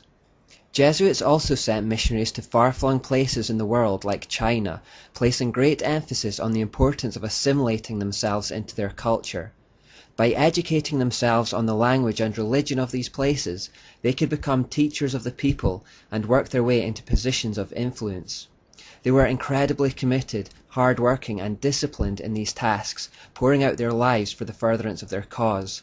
Wherever they went, they consistently compromised their own message with the local pagan practices of the area to get a foothold, just like they'd done in Rome itself.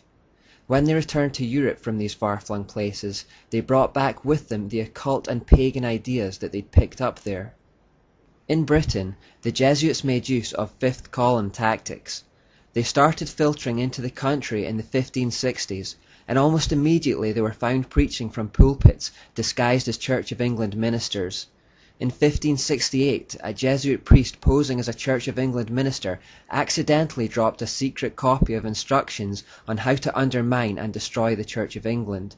After a search of his lodgings, further documents were discovered in his boots, including a license from the Jesuits and a bull from the Pope Pius, which authorized him to preach whatever was necessary to inflame animosities and widen divisions. They saw no better way to demolish churches than to infiltrate it in the guise of a minister who could introduce divisive false doctrines and ceremonies from the pulpit. The Jesuits also plotted to kill Queen Elizabeth I on many occasions so that the country could be returned to Rome. The Spanish Armada of 1588 was one such attempt to sail against Britain and overthrow the Queen, who was seen as heretical and illegitimate by Rome. The Spanish Armada was defeated, but true to the Jesuit oath, that which could not be achieved in the open was pursued in secret. After Elizabeth I died and James I took to the throne, Jesuits attempted to blow up the Houses of Parliament in 1605, the infamous November the 5th gunpowder plot, led by Guy Fawkes, an event we celebrate in Britain every year. There were also murmurings and suspicions that the Jesuits were responsible for the Great Fire of London in 1666, although there seems to be little hard and fast evidence to support the theory. There was simply a mysterious book written in 1667 by a man claiming to be a Catholic Christian, in which he portrayed the Pope as fanning the flames that ravaged the city.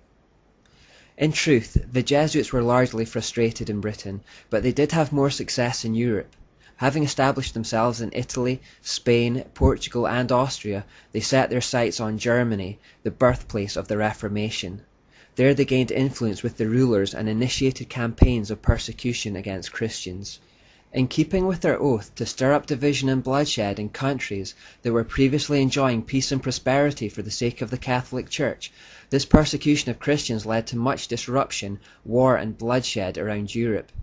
They reignited the persecution against Protestants in Germany, leading to the 30 Years' War of 1618. Although Protestant Sweden stepped in to stop Germany from being returned to Catholic darkness, it left the country in ruins for a long time afterwards. In the neighbouring Austro-Hungarian Empire, Jesuits were so influential that they virtually controlled the emperor at the time. Having this power, they came pretty close to purging the region of true Christianity. In Poland, which was a major European power in the mid-16th century due to their embracing of the Reformation, Jesuits also became enormously influential. This influence led to a decline in national well-being and disastrous policies towards neighbours that eventually led to their annihilation. Entry into France was slower, but was achieved by the formation of educational institutions. Jesuits were implicated in the assassination of the French King Henry III in 1589 and his successor, Henry IV, in 1610. They believed it was their right to kill any heretical monarch. They took the initials INRI, which biblically represented the Roman inscription above Jesus' head on the cross, meaning Jesus of Nazareth, King of the Jews, and gave it a double hidden meaning which meant it is just to annihilate impious rulers. If you read their oath, you'll know that they paid no respect to rank or position. The French king Louis XIV was more to the Jesuits' liking though. Louis had a Jesuit confessor from childhood whose influence turned him into a fanatical bigot, unleashing terrible persecution against Protestants. Louis also led an immoral life, and the Jesuit confessor made careful use of his secrets to have him trembling at his feet for forgiveness.